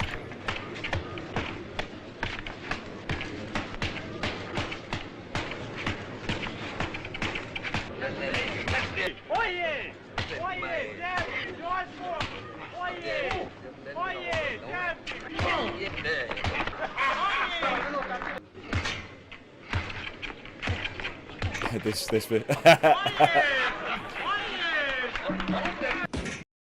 that bag seen better days. Yeah, so I just seen someone in the chat said it was George Foreman who said about Ernie Shavers. I remember that's what I was getting me memory mixed up. I was remembering wrong. Yeah, did Ernie Shavers or George Foreman hit harder? Where is it? Where is it? Where is it? I've seen that video though.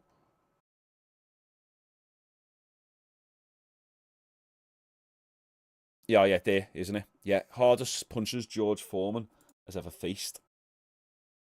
This is the hardest hitter I've ever been in the ring with. Right. You'll fight, say, I've had about 60 or more boxing matches. Right. And you only meet 3 genuine punchers throughout your career. Jerry Cooney. Ronnie Lyle. And a kid I worked with by the name of Cleveland Williams. Okay, that's not the video then. I hope that music's not copyrighted. And they hit so hard that it vibrates your body, even if you block it, just goes right to you. So you would say Jerry Cooney was one of the hardest punchers you've ever met in the ring? He's been the 3. Even harder than Joe Frazier with his left hook. Harder than Joe Frazier? Harder. What about Ernie Shaver? I never fought Ernie Shaver, thank goodness. Yeah.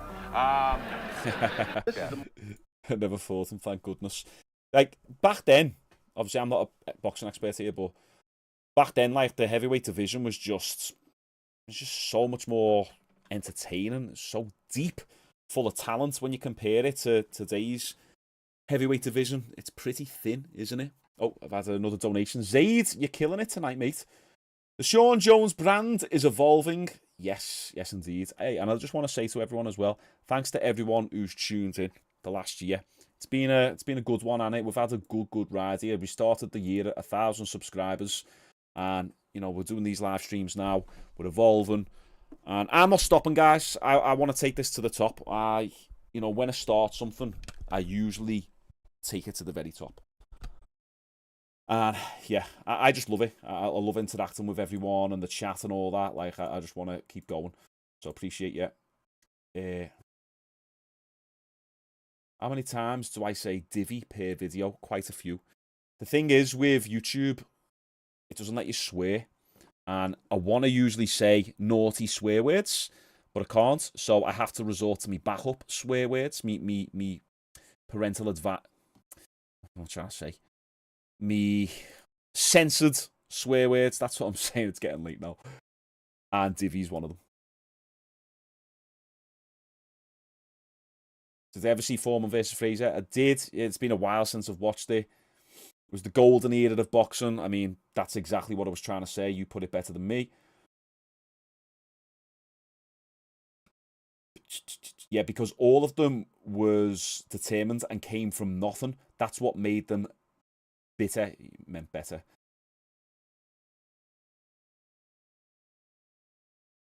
Ever watched Tua versus Iyabuchi? No, I haven't. I'll put that down, or I'll save that, and we can watch that on the next stream, maybe. Any suggestions for boxing fights, boys? Because just like any good and girls as well. What martial art are you best at? Kickboxing mainly. Kickboxing. I can mix it together the best. I can mix it together fine. No, I'm good at grappling, but kickboxing's my main thing. Sean, what day do you collect your job seeker's allowance? You obviously don't know me then, do you? For anyone who doesn't know, job seeker's allowance, it's the dole, or what's the American version of it? Welfare. Testicle. Hilarious. Testicle, what a name. Is your brother Hugh Mungus? Advice for an upcoming YouTuber? Okay, that's good. Okay, first bit of advice. Go and watch the latest podcast that I've just done. I've posted it on my community tab. Like in the last third of that interview, I give the lad who's interviewing me some good advice based on what I've been doing with my YouTube channel. I mean, it's very cliche. You just got to be yourself, but go all in. Upload frequency matters. If you're only going to upload less, like once a week or once a month, then your production value needs to be a lot better. You need to put a lot more effort into it. Mr. Beast says it. He says you could do 100 videos and try and get 100,000 views on those videos, or you could just put more effort into one video and get 10 million views. So it's just how you want to play. I just prefer, because of my style of content, to just do it more often and just get into a regular cadence. So frequency, and then also don't be afraid to evolve. Go right back on my channel and look at how many times I've changed my content strategy and like different types of content I've reacted to. It's very, very diverse. And then I've done short form where the videos were like 1.5 minutes all the way up to 3 minutes. And now I'm doing long form videos, and now I'm live streaming. So never be afraid to evolve. But drop me a message on Instagram if you want, and I'll happily give you some advice. And that goes for anyone. If anyone just wants like any advice on lifting or like best martial arts to do or whatever it is, YouTube, whatever it might be, feel free to drop us a little message on Instagram. There's my Instagram there, Shaun Jones Coaching. It's usually in all my descriptions and that. But if anyone ever wants any advice, DM me. It takes it might take a day or two to get back to you because I do get a lot of DMs, but I'll always happily help anyone. Yeah. Shaun Jones versus Sean Combs. Who have you got? Yes, I like it. Although I'd beat that absolute puffer. Do you get it? Beat that Puff Daddy. Yeah.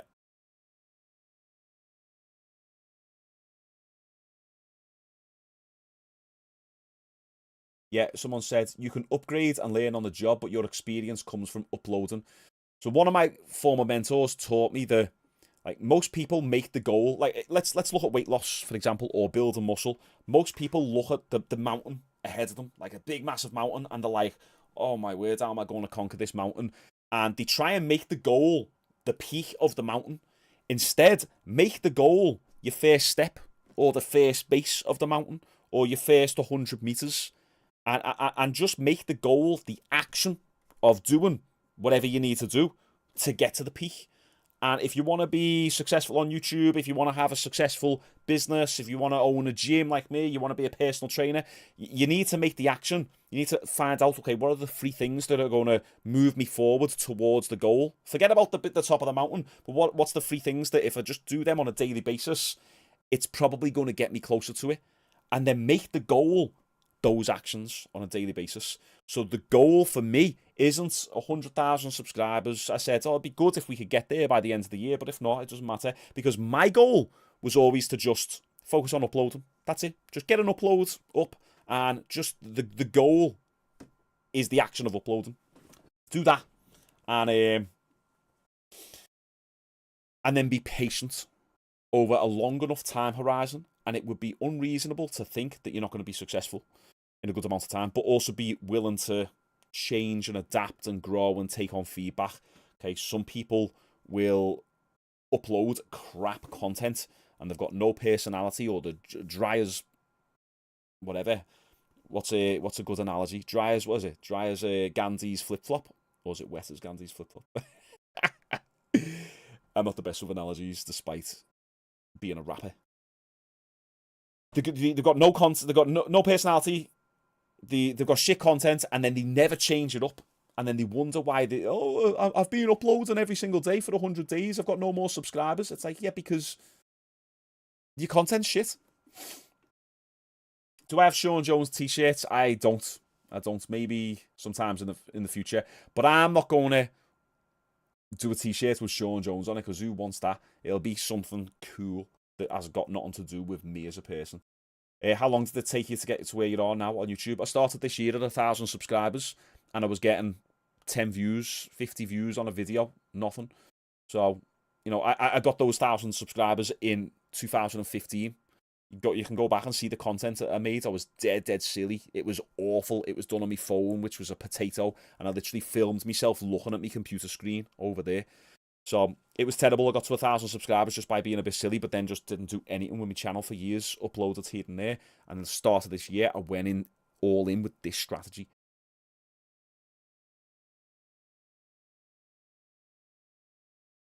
I like that. Someone said, I heard one like that. 1,000 miles seems a long way, but it's only 1 mile 1,000 times. Start eating up at those miles.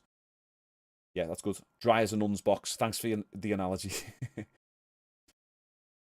Shaun, what do you bench press, mate? He spelled my name wrong, Jonesy. At the moment, I haven't lifted in since January because I've been sick and all that. But me all-time personal best on bench press was 140 kilograms for a single rep, so a 1 rep max. I've done that twice in my life. I was doing like 120 for 5x5s, 130 for 3. Yeah, like around there. My pressing's always been quite good because I'm quite fast twitchy, and I believe from like the martial arts days as well, just all the punching, press up claps, all stuff like that, it's transferred over nicely.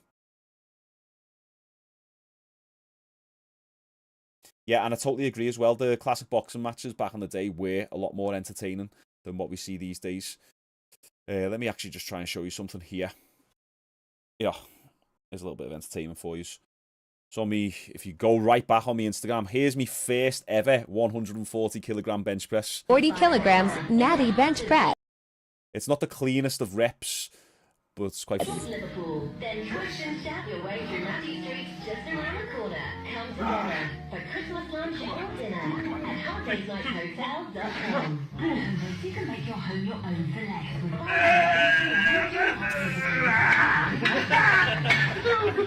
Sunday.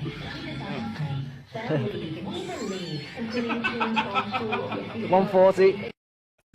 Oh, looking like Johnny Bravo with that wig on me, and then the little robot at the end. Yeah, so that was the first time I ever bench pressed 140. No one else was doing it around that time as well, so it was a pretty decent feat. Do I see myself losing the rhythm on daily uploads? Not at all. Every now and then I'll miss one just because something happens in life and I don't get the chance to, but no, because I just like it. I just like uploading on a daily basis. I find it fun. I only intended to come on for half an hour with you before, and you just keep me engaged quite well. So yeah, no, not really. I like uploading. I'll keep uploading daily for as long as I can. Please watch the Tommy Morrison. Oh my god, I can't speak. Tommy Morrison versus Ray Mercer KO. I'm gonna note these down in me notes so we can do it on the next live stream, because I want to start live streaming about 2-3 times a week if I can. My opinion: a pro fighter versus a special ops soldier. If you're talking about the special ops soldier, unarmed and just hand-to-hand combat, the pro fighter most of the time, like 95, 98% of the time, because a pro fighter is trained to fight hand one-on-one combat. Special ops are trained in weaponry. Obviously, they're trained in hand-to-hand as well, but it's not the main predominant discipline that they're coached in. So, have I ever had a professional fight? No, I've never had a professional fight, just amateur ones, amateur kickboxing fights back in the day. And I'm 35 now. I'll never have a professional fight, but I'm definitely going to set up some amateur fights just for personal challenge more than anything. I like to my goal is to add on a bit more muscle again, get a good physique. Like, I've got a family now as well. Like, you know, I'm happy. My business is going great. I'm focused. I barely have a minute in the day, so I understand the training. If I wanted to train professionally, I'm you know, on the back end of me physical prime. Of course, I've got all that experience, but it's like trying to like get really, really good now and go professional with it. It's probably not going to happen. It's not like I'm Yoel Romero, where he started fighting professionally at 36. He is a freak of nature. I've got decent genetics in terms of explosiveness and athleticism, but yeah, I haven't got the ability to fight professionally now. No. Well, I'll definitely do some amateurs, 100%, but it just takes up so much time. Ideally, as well, because I'm doing really good in my business and YouTube and stuff like that, and I've got my online business, my Natural Physique Academy. Ideally, I'd like to fight for some money. So if I can do some sort of Misfits event, that'd be amazing. Be even better then. Let's see, wait there 1 second. This chat's not moving. I'm looking at this friggin' hell. Do you know what, guys? I've been watching this chat on this side of the screen, but it's not actually loading up. Wow. Okay, I've missed so much of your guys' chats here.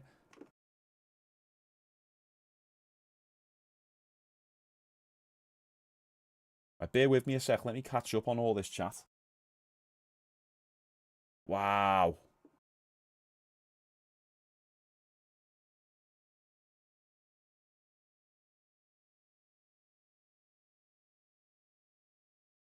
Oh, so I'm letting all this chat catch up. Right, okay. Ah, man, I can't believe how many of your messages I've missed. Damn. Okay, let me catch up with you. What's my max deadlift? 200 for sets of 2. 3 sets of 2. That's it. And I had more in the tank. I can show you if you want. I'll show you. I've got it right here. I had more in the tank with it. Oh, yeah, I'll show you. Oh, no, that's not the one. That's not the one. Oh, yeah, no, it is, yeah. I've got to mute the... Who knows, Dig? Dig! Baby! Is that 200? 140, 160, 180. Yeah, that's 200 there. So let me just mute it a sec so you can see. So this was a double right there. See, pretty smooth. And then that was 2020 when I injured me back. Yeah. Yeah, so 200. Me overhead press, 85 for 2. And what else is there? Squats, 160 for a single. Mike Tyson in his prime versus Ngannou in a street fight. I've got to take Mike Tyson. I can't bet against the old Mikey, can we? I'm going to have to use my phone for this chat here. Sean, is 1 meal a day effective for losing fat? Yeah, it actually is. So the only thing that 1 meal a day isn't really effective for is building muscle, just because trying to have around 120 to 180 grams of protein all in one hit is not ideal. You can still build muscle from it, but your body is going to take a lot longer to digest that protein. Some of the protein will go to waste a little bit as well. Although there's arguments to be made on that. There's like the research is still a little bit inconclusive. And yeah, all it really does is it just puts you in a calorie deficit. So 1 meal a day will just put you in a calorie deficit. If you do, I'm trying to work it out for you. So if you need 2,000 calories a day to maintain your weight, and you have 1,500 calories, it doesn't matter if those 1,500 calories are in 1 meal or are in 15 meals.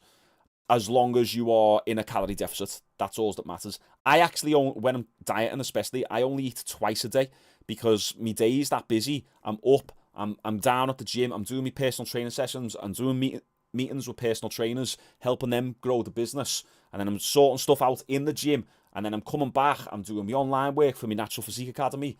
I'm messaging online clients. And then I'm doing my YouTube stuff. So it's like I only get a chance to really eat twice. And that's usually around midday-ish. And then when I get home.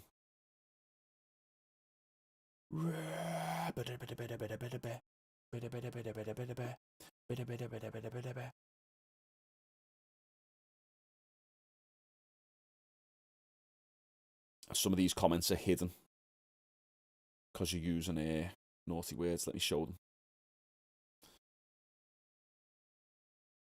Let's see what you're saying. Catching up with your comments.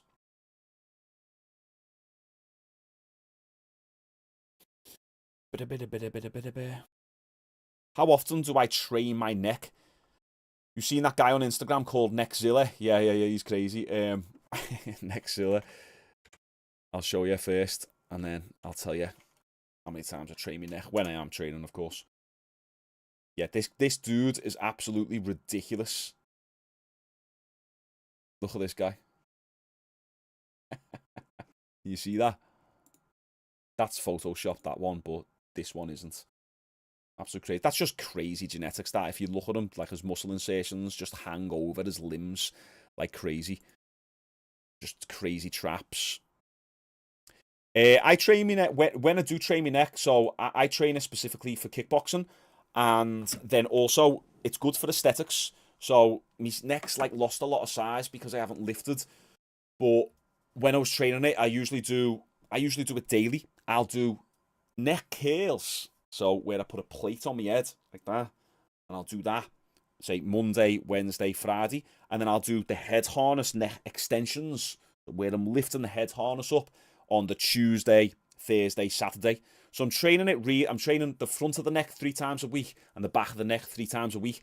Every now and then I'll add in rotations, so I'll get the band round my head and strap it to like the stairs in my gym, and then I'll just rotate. It looks funny. It looks like I'm glad that I've got my own gym, because if I was doing it in a commercial gym, everyone would laugh. But yeah, just I'll rotate my neck, and then every now and then I'll do the lateral one, so I'll put a plate on the side of my head, lie on a bench sideways, and then come up to the side as well.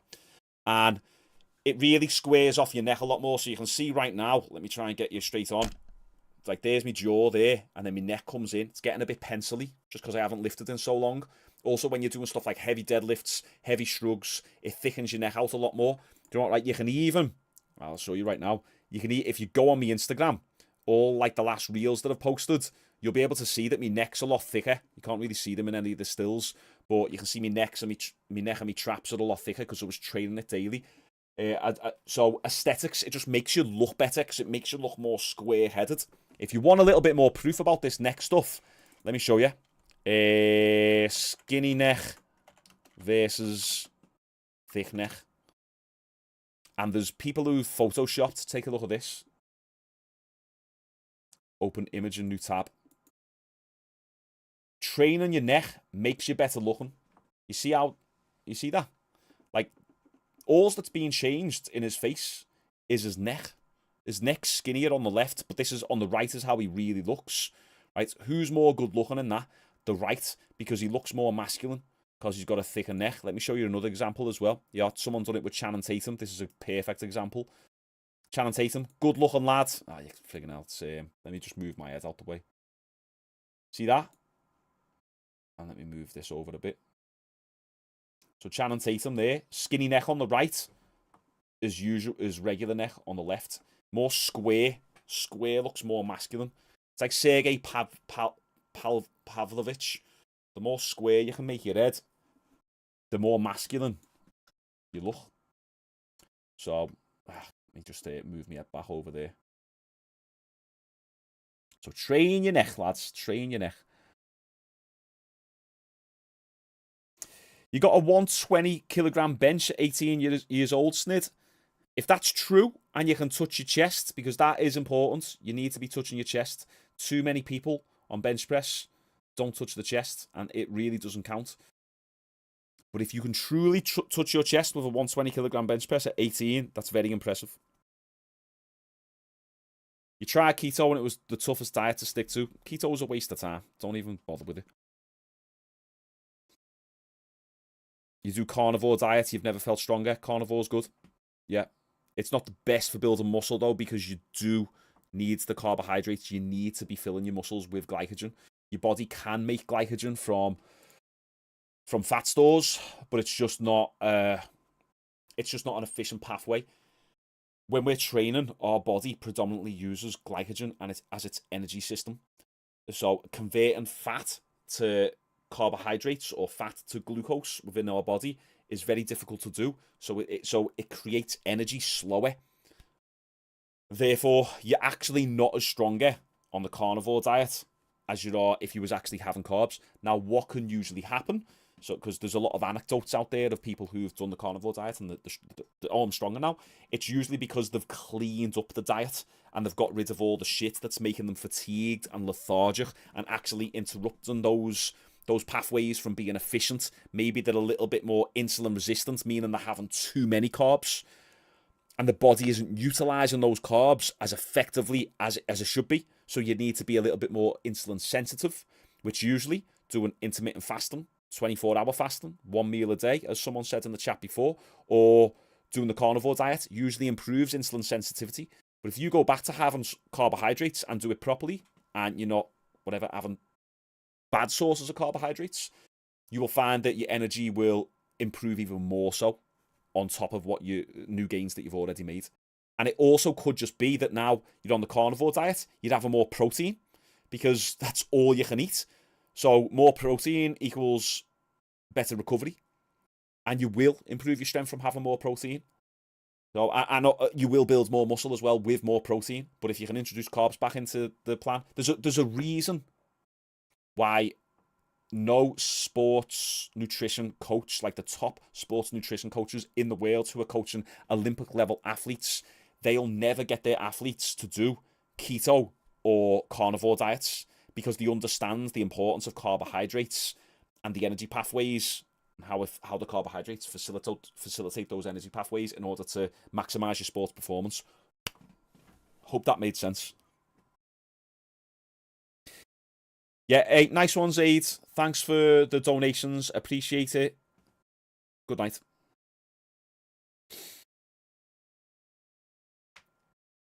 Any other questions, boys? We'll have another little 5 minutes. Any other questions? Sean, what's next for Tommy Fury? I don't know. I think he might actually look for another influencer boxing fight, to be honest. He says he wants to be a world champion, but I don't know. He's making shitloads of money, so if it ain't broke, don't fix it. Maybe he'll just continue fighting influencers. Yeah. Shut the F up, broski. Said exactly that. Probably fighting another YouTuber and cashing in. Is it possible to maintain muscle mass and train for a half marathon? Yeah. You just got to keep protein high enough. The main things are keep your training stimulus there. So make sure you still lift. Most people just don't lift at all when they're doing the marathon training. But if you can get 2 strength training sessions in a week, even if they're just total body strength training sessions, lift intensely enough. So lift like pretty much to failure or 1 rep left in the tank on all your lifts. And then keep your protein around 1 gram of protein per 1 pound of body weight. Then you're going to be covered. You shouldn't really lose muscle mass.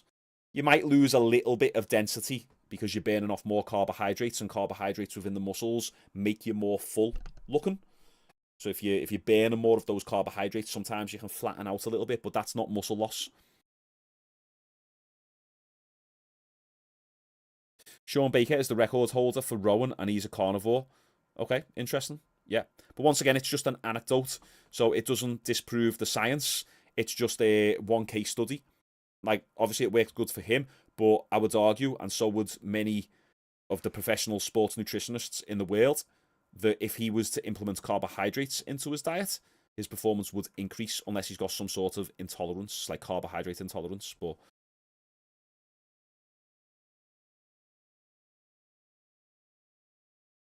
yeah, there's a lot of shit in ultra-processed food now. Most people in the 80s and 90s were fit and in good shape. Now it's rare to see an in-shape person. I remember back in school, I'm 35. I remember back in school when I was 10 to 15 years old, there was about 3 fat people in school, and that was crazy. It was like there was like 3 fat people, 2 black people, and 1 Saudi Arabian.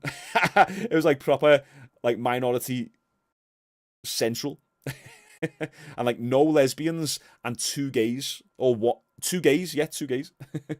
Now it's like fat people everywhere, gay people everywhere, and it's mad, isn't it?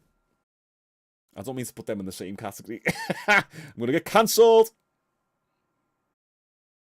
Is it really worth fighting? Is it something I should do whilst I'm young? I know multiple disciplines, but I don't know if I should.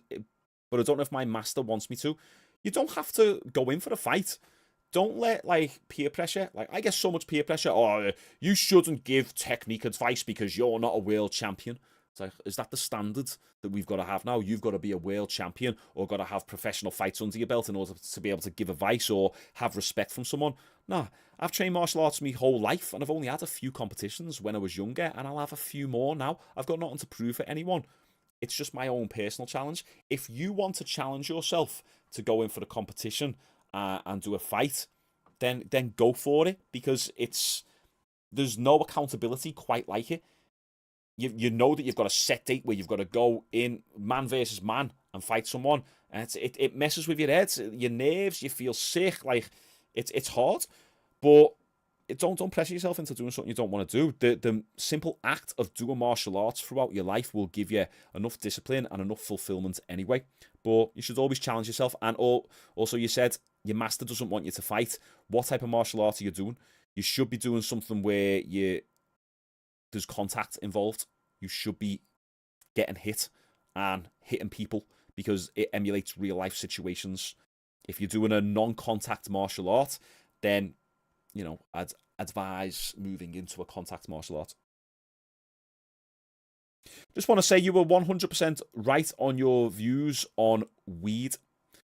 Until 7 weeks ago, I smoked weed all day, every day, but put it down. You would put it even before eating? Yeah, I used to do the same. Well, I'm glad that you stopped. Like, I got a lot of hate for my weed video. Like, a lot of hate, and people were saying, you've got problems, it's nothing to do with the weed, but, like, loads of comments on there were saying that they're struggling with it, and when I came off it, I was so irritable, and I was all over the place, my brain was playing tricks on me, I was using it as an escape, like, I felt weak, like, I was out of shape, I was tired all the time, I looked, bags under my eyes, just looked awful, life was just terrible.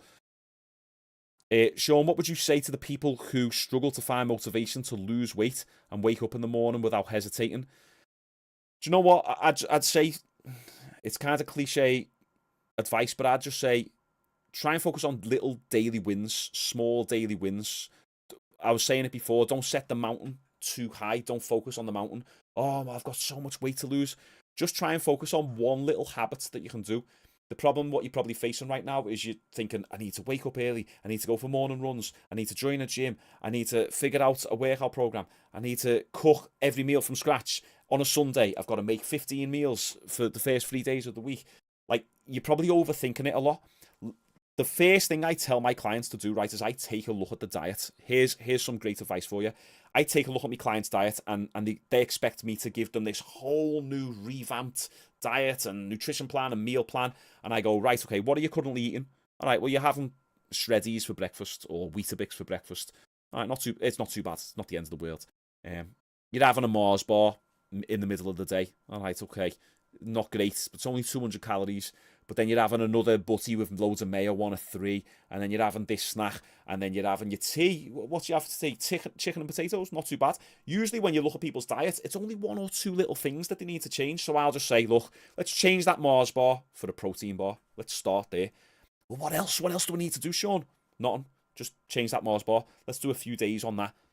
Change that. And then after a few days, I'm like, right, okay, now let's change that chicken mayo sandwich to just a plain chicken sandwich, or let's go from a 450 calorie sandwich from Sainsbury's or Tesco to a 200 calorie sandwich. I'm not doing anything crazy. I'm just making tiny little changes, and then after a few weeks, they're losing weight. Shaun, I'm not even trying. You've only told me to change my Mars bar and change the butty that I'm having. It's like, well, yeah, and you're losing weight. I haven't given you a big, crazy plan. People want simplicity. I work with business owners, people who've got a lot of money and not a lot of time, and they don't want a crazy plan. They want the smallest change that can yield the biggest result. And that's what I want you to try and focus on. What's the one small little thing that you can do? Don't focus on trying to do everything at once. Maybe let's improve your breakfast. Let's do that. Just start on improving your breakfast for a week. Once you've nailed that, move on to your lunch. Okay, once you've nailed that, take the snacks out, the unnecessary snacks. Once you've nailed that, maybe don't drink on the weekend. Maybe if that's what you're doing. Or maybe don't get a takeaway on a Friday night. Change one thing at a time. Master it, and then change another thing. Best advice I can ever give you. I went on a bit of a rant there, but lads, girls, you can apply that to anything. In business, in life, you want to make progression with anything, you haven't got the motivation. It's because you're focusing on the big, massive picture. Focus on the first little brush stroke. Favourite whiskey is Lagavulin, 14-year-old, 18-year-old. Lagavulin, 18-year-old. Right, where was he up to? Should I take Tren? Don't take Tren. Tren will absolutely kill you and give you a heart attack. Right, where was I? Did I do the shin conditioning? No, I never conditioned my shins. They just naturally got conditioned from just kicking heavy bags. Weed is great and keeps me calm and happy with life. If it works for you, testicle, that's good. Shaun, you should stream more. That's the plan, my friend. It was more shameful to be fat back then.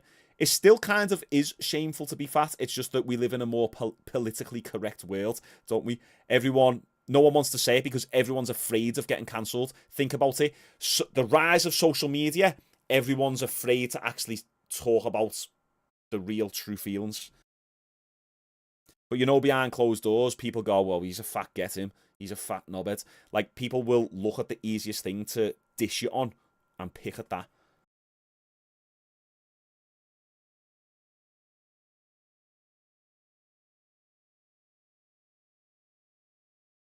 Does walking on a treadmill lose body fat quick? It doesn't matter. Walking, running, boxing, skipping, whatever. They say skipping's the highest amount of calorie burn per hour or per minute exercise that you can do out of the majority of cardio exercises. I'm earning £75 a week at 14. What do I do to save up to enhance my workout martial art journey beside the Natural Physique Academy? £75 a week at 14 is good. Just, like, I know you're only 14, but just try not to spend unnecessarily so. A lot of people spend the majority of money trying to show others that they've got money. And they do that with clothes, with materialistic stuff. This is the best advice I can give you. I've had some months, especially when my gym was at the peak, where I was making a lot of money, like a lot of money that I never thought I would have made before. Not like millionaire status or anything, but a lot of money, especially from someone coming from Liverpool and where I'm from. And I didn't care. I didn't care about clothes. I wear t-shirts like this, just Jordan, like 30 quid a t-shirt, 10 quid a t-shirt. And I'd only shop once a year when I'd go on holiday. Go on holiday to Vegas, shop once, that's it. Like, whilst all my mates were trying to impress everyone by getting a 270 quid watch, by getting designer Gucci t-shirts. Like, just don't get pulled into that world, okay? Focus on what you want to do in your life. Spend money that's going to take you towards your goals. So if it's getting in better shape, learning to fight, then gym membership and training, martial arts membership. And then invest into your goals. You're making 75 quid a week. There's not much you can do with that money apart from just invest in new skills. Okay, lads come to me sometimes and they go, Shaun, I've got £1,000. Where should I invest it? And I'm like, well, nowhere. You could put it into some stocks or maybe a crypto that might blow up, but you could lose it all. Like, put it into yourself. What do you want to do? Like, what do you want? What's your career want to be? Like, try and invest it into yourself.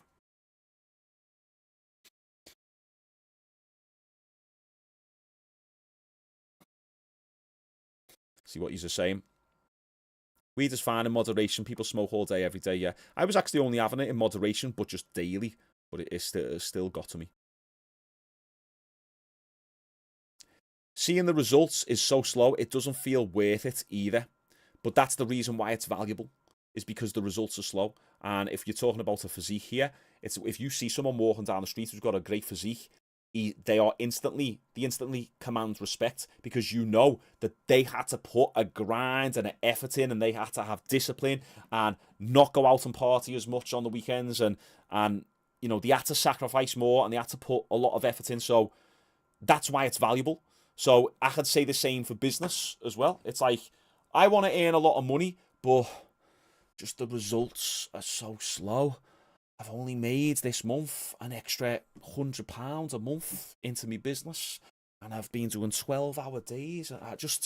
Is it even worth it? It's like, well, I could just give up, but then I can't complain when I see other people who are making the money that I want to make. I know people like that who aren't willing to go through the grind and the grit and the hustle. But it's like, that's what makes you a strong individual. I'm 35, right? I know I come across a little bit silly sometimes, but I feel a little bit wise. I spent the majority of my 20s, I was having fun, I was meeting girls, I was having a great time. But from 22 to 30, I was personal training and I built my gym. And it's such a slow process, but in that time, I've made so much money and I've made so many friends, and I've had the highest of highs, the lowest of lows, blood, sweat, and tears, and I wouldn't change it for the world. And even looking back, I think to myself, I could have went harder. I could have grinded harder. I was doing 57 sessions per week personal training, and that wasn't even fully booked. And I look back and I'm like, I could have done more. So yeah, it is hard. Welcome to life, welcome to business, welcome to fitness. That's the whole point. It is hard. Ever seen Sam Sulek? Yeah, I done a video on him on my channel. Type in Sam Sulek on my channel and check it out. He's crazy. A man's prime in terms of enjoying yourself, in your opinion, 18 to 24. Like, yeah, they were some great times for me, but now that I'm older, I think when you turn 30 as a man, you somewhat go through a little bit of a midlife crisis, because you've got to have it sorted out a little bit. But typically, you're earning a little bit more money. You're more set in your ways in a good way. You know what you want more. You've got a lot more confidence. You can be an absolute nerd, a geek in school, and go on a martial arts journey, fitness journey, career journey, money journey. And by the time you're 30, be an absolute alpha Chad, like holding your chest high, getting any girl you want. Maybe not any girl you want, but feeling confident with girls and completely turn your life around. And I think, you know, a lot of lads make the mistake of not building themselves in the 20s.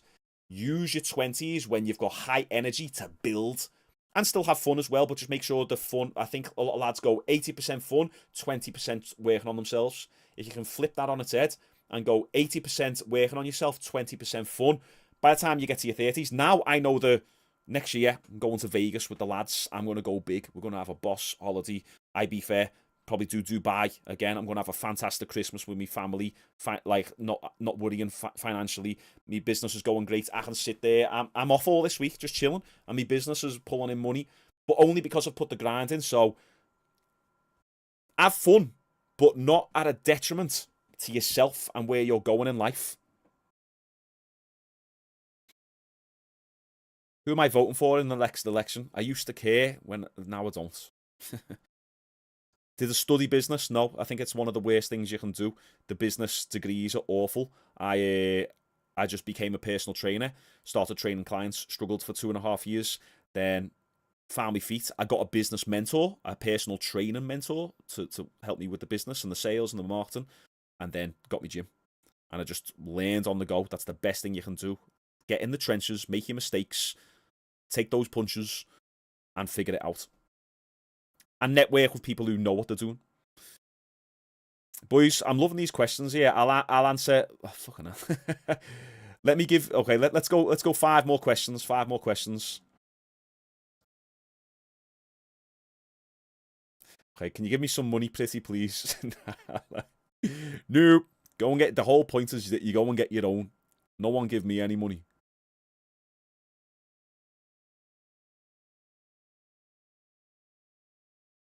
I'm 20 and I've had the worst years the past few and doesn't look good moving forward.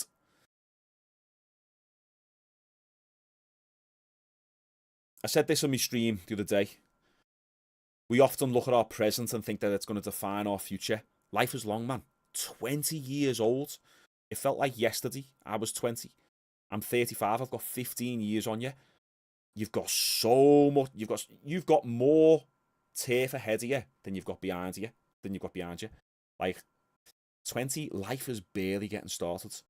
I would trade everything I've got right now. Not everything, obviously. I've got a family and all that, and I love them. I'd give my life for them. But like in terms of just like superficially, materialistically, like everything I've got now, to have another 15 years and to go back 15 years, take that in an instant and to take all these lessons and implement moving forward. There's so much time ahead, dude. But just don't take that defeatist mentality. It's a very victim defeatist mentality. My first gym business mentor always used to say to us, he was Australian, and he used to say, are you a victor or are you a victim? Terrible Australian accent, but you get the point. Are you a victor or are you a victim? Victims, the world happens to them. Victors, the world happens through them. You can create your own future. You can do whatever you want in life. And look, maybe you've had some really bad stuff happen to you. And of course, we all have different starting points. But here's the thing. It might not be your fault, but it's still your problem to solve. Some of the best advice I was ever given. It might not be your fault, but it's still your problem to solve. So take these pains and traumas and harness it. Get angry. Don't ever get sad. I say it all the time. Don't get sad. Oh, poor me. I've had a tough couple of years. It's too defeatist. You cannot harness sadness into anything. It can't take you forward. But if you get angry, oh, fuck this shit. I've had the worst 2 years of my life. Oh, I can't believe it. I should be here right now. And I'm all the way back here. Screw that shit. This person, that person, they've fucked me over. They've left me. That person's being unloyal to me. My bird's left me. Whatever. I've got no money. I've been sacked from my job. I got pissed off at the world. But take that and you harness it into action. Right? What do I want to do? Where do I want to be in 5 years? Right? I want to be here. Get a vision board. Get a whiteboard. I've got one right there. Write down what you want. I want a sick physique. I want a girl on my arms. I want to be earning this much a month. I want this job. I want to be doing this martial arts. Whatever it is. And then every single day you sit down or you wake up and give yourself a conscious decision of like, right, what am I doing today to take myself towards these goals? Most people wake up and they're in autopilot. They're in zombie mode. Okay, right, what am I doing today? Go to work. And they're not actually thinking about the goals. And I know this because I've dealt with it 12 years training clients. People are like fat and out of shape. And then I want to get in shape so bad. I'm depressed. My husband doesn't love me anymore. My wife doesn't love me anymore. I'm a big flabby bastard. And then they still wake up and go, oh, what am I doing? Go to work. Oh, next thing I'm eating a Mars bar. They're not consciously thinking about where they want to be every single day. Get obsessed. Get angry. And move your life forward because no one else is going to do it for you. But you're only 20, and that's the beauty in it. You got your whole life ahead of you, my friend. You got this. Get angry and move it forward. Come on. You got this. Bit of motivation in the chat. Let's go. I go on these big rants, boys, but like I'm super, super passionate about all this.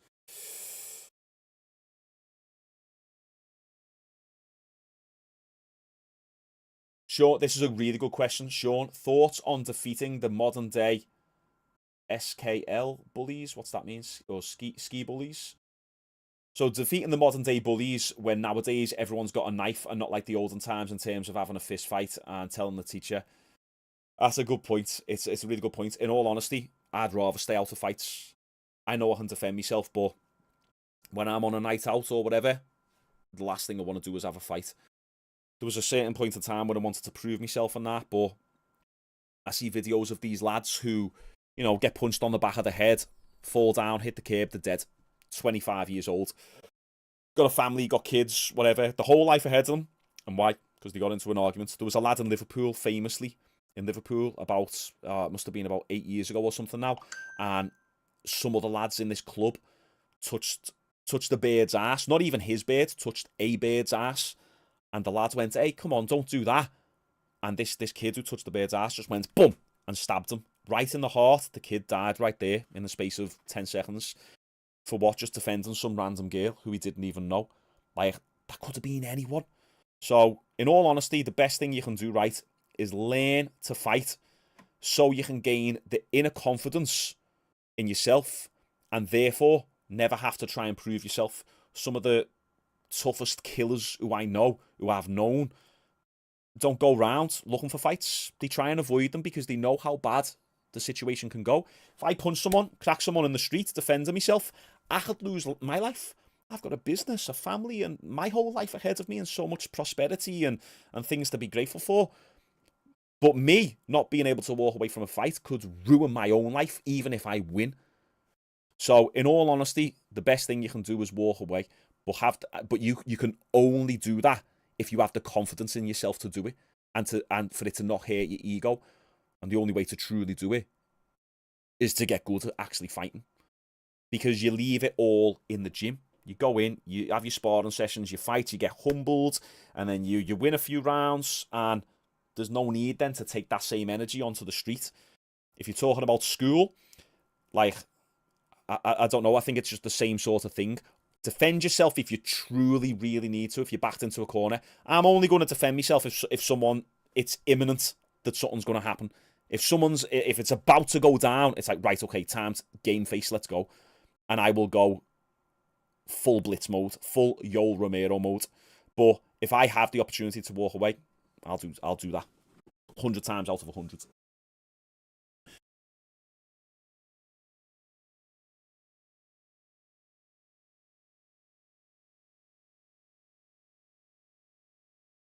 Learning business from guys who've never run a business is not for me, yeah. What advice would you give for an aspiring personal trainer beginning their career and looking to get clients that doesn't use social media and hasn't for years? Well, social media is a tool. If you can use social media, then brilliant. I get all my personal trainers in the gym to use social media to their advantage, but it's just about having conversations. You've just got to get out there and network. So when I first started personal training, Facebook was in the early days. Instagram didn't even exist. We got a bunch of flyers. Me and my mate got a bunch of flyers printed out for £100. It was a 50% offer, 50% off, £100 for your first 8 sessions. And we just went down loads of shops down this road by our gym. And I just went into hairdressers, solicitors, just shops. I was just like, hi, I'm a personal trainer down the road. We've got a little bit of an offer on at the moment, free consultation and your first 8 sessions for 50% off. Can I just give you some flyers? And we just done that. And then I went down, posted them all. And then every person who had got in, I trained friends, family, old work colleagues, acquaintances, anyone who knew, anyone who was in my phone book got messaged. And then everyone who came in, I asked them for referrals. And then if they got me in a referral, I would give them a free session, and then also give the person who's referred a free session. And then I'd give them a session together, and I'd just give loads and loads of free stuff. But it's ultimately just about speaking to as many people as possible. Then I would go on nights out with clients as well and socialise with their friends, because all of a sudden it's like, oh yeah, this is my personal trainer, Shaun. And I'd be like, hi lads, hi lads. And then they're telling me about their goals. Oh, I need a PT. Me belly this, me belly that. Oh, your shoulders look good. Oh yeah, I'll give you your number then. So there you go. Clip that. And that's the best advice I can give you right now.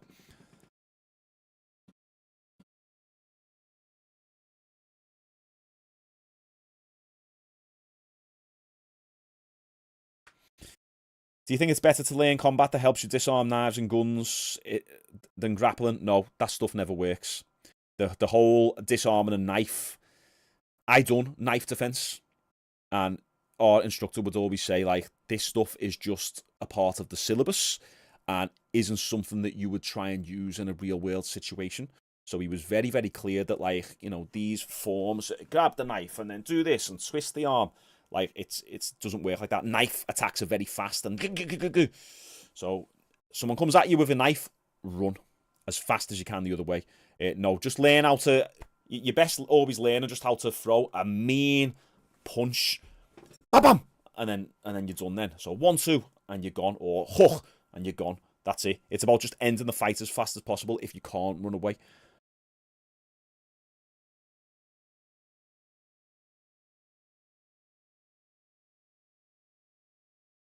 Good night, member berries. Let's make this the last question. Yeah, okay. So, Sean, advice for people. Yeah, it's right here. Sean, advice for people like me who are having a hard time cutting my friends from when I was young out of my life because they get into a bit of trouble. But without them, I don't really have any other mates. And then he followed up with, Sean, what are the pros and cons of going your own way to try and impress people? Sorry, of trying to impress people by doing certain things that aren't your true personality. Like the key, like I've shared a lot of friends. I've had a lot of friend circles, so I don't see any of me mates from school, like primary school, junior school, senior school. I don't see any of those friends. College, don't see any of those friends. University, don't see any of those friends. The bars that I worked in, don't see any of those friends. The only friends who I see really now are the people who I've met within fitness, and I've got a couple of friends who are met within music as well. So I've shared my friends, but I don't. I've never like purposely just cut them off. It's been a case of like, oh yeah, guys, I can't meet up tonight. I'm busy. Oh, why? What are you doing? Well, I'm doing my PT course, or I'm doing this, or I've got to work on my music, or because I'm trying to work on myself, it'd just be naturally like, oh yeah, sorry, I can't meet up tonight, and I just wouldn't hang out with them as much. I wasn't doing it on purpose. It's just that I was busy doing my own thing, and if you're getting yourself into trouble and hanging out with mates, then maybe it's time to start slowly branching away from them. That being said, it sounds like you're worried about not having mates. Not having mates is fine, like especially in that transition period. But the problem is that most people aren't comfortable with it. Most people aren't comfortable with having that transition period of like having a bunch of mates who you don't like and you don't get on with. Then this transition period in the middle. But on the other side of that transition period are a bunch of amazing mates within different areas of life who you're going to meet, who are going to enhance your life. At the moment, you've got a bunch of mates who are subtracting from your life. We want mates who are going to be an addition to our life and bring us value, and we can bring them value. But how comfortable are you going through that transition period?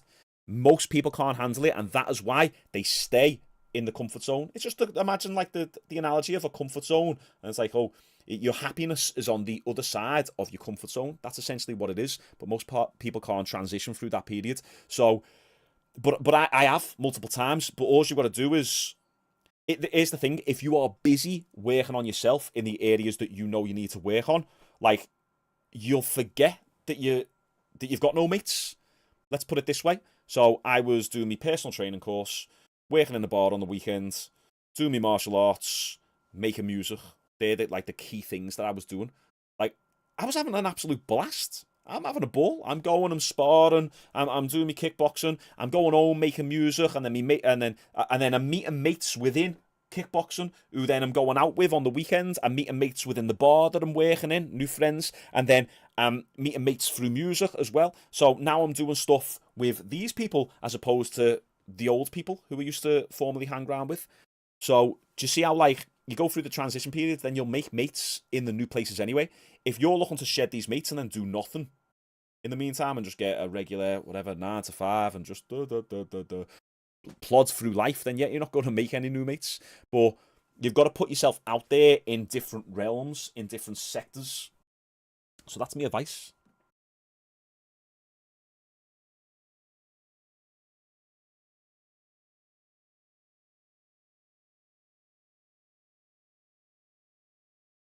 Best thing to invest money in is yourself. Like, unless you've got tens of thousands of pounds, the best thing you can do is invest in yourself. Second to that's going to be property. Next is going to be stocks. But unless you've got tens of thousands, there's no point. Like, if you want to get a property, you need about 20 grand to make about 500 to 800 a month. It's a big upfront cost. Whereas if you had 5 grand or a grand, you could maybe buy a course on how to do social media marketing for companies, or buy a course on how to get better at sales, or buy a course on how to make YouTube thumbnails for YouTubers, or buy a course on how to edit for YouTubers. There's YouTubers out there who go 50-50 revenue split with their editors. Look up Destiny. Destiny, Graham Stephan podcast, the lad with the blue hair, he goes 50-50 split with his editor, and he makes about something like 200 grand a month, and the editor's getting half of that. So skills, invest in skills. That's the best thing you can do. Better to have no mates than shit mates, I agree. How easy do I find making friends as an adult? Like, easier than ever. Because people meet me, and I'm a nice person. I'm very receptive. I'm really good at communicating because I've done it for my career with personal training clients. You know, I'm interesting because I'm into martial arts. I do music. I've got a gym. You know, I've got all this. I've got life experience. I'm a YouTuber. Like, there's so many different. I put out content that's controversial, so if people see me stuff, there's always talking points. I make friends easier today than I ever have done. Stay live to 3 a.m. I will donate £100. Sorry, Snid. I wish I could. I probably could, but it's not going to happen tonight. Maybe if we had like 1,000 viewers on, but on a Monday night, it was never going to be like that. We had 2,000 the other night, obviously, because it was the actual fight, but yeah. If your mates are trying to leave you behind, the only reason why... Here's a question for you, right? Think about this. If you had... Let's use an extreme as an example. Let's say you had a fit beard on your arm. And you was making, just let's be silly with it, 10 grand a month, 20 grand a month. Would you care as much? Probably not. So usually when, like, mates are leaving you behind, all that does is highlights that you're not happy with your position. This is just me speaking from experience. I'm not putting anything on you, but yeah, that's kind of like how I interpret it. I usually think, would I care about this situation right now if I was exactly where I wanted to be, making 20, 30 grand a month, 50 grand a month, in fantastic shape, going on multiple holidays every single year, holidays with the lads, business thriving? I probably wouldn't care. Okay, sound. So it's not about them then, it's more so a reflection that I'm not happy with myself. Ever see the video of the guy asking Logan Paul for a job? Yeah. I was watching that about 2 weeks ago.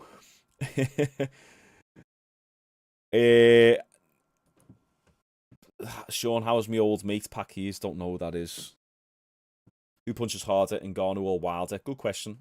Maybe Wilder. Maybe Wilder. He's faster. I'll say that. He's faster. He's a lot more snappy with his punches. Ngannou's got more of, like, thuds. Oh, man. Any thoughts on what to do with a partner who is not financially responsible and not big into self-improvement? If you are financially responsible and you are into self-improvement, keep doing your thing.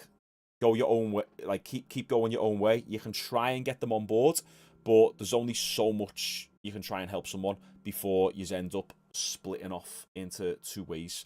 Like, usually when you get into a relationship, you either grow apart or grow together. And I'm always a firm believer in trying to grow together.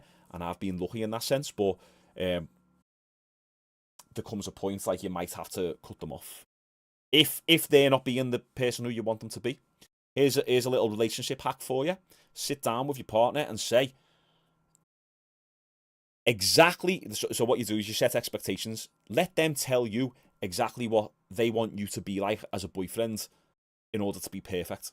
So you sit down with your beard and you say, right, babe, tell me exactly what you want me to be in order to be perfect. What is it you want me to do? Like tell me. And they will tell you exactly what they want from you. Well, I want you to, just appreciate me a little bit more. I want you to say thank you when I make your tea for you. Maybe give me a massage. And maybe can we have a date night once a month? It's like, right, okay, that's what you want. Okay, here's what I want from you. I want you to be a little bit more financially responsible. If you was a little bit more financially responsible, so you don't waste your money. Maybe if you're showing a little bit more interest in trying to develop yourself or improve your mindset, or maybe you're a little bit negative sometimes, and I don't like it when you're negative, and tell them exactly what you want. So it's a fair exchange. They tell you what they want in order for me to be perfect, and I tell them what they want in order for them to be perfect. Now the expectations are clear. And if in the future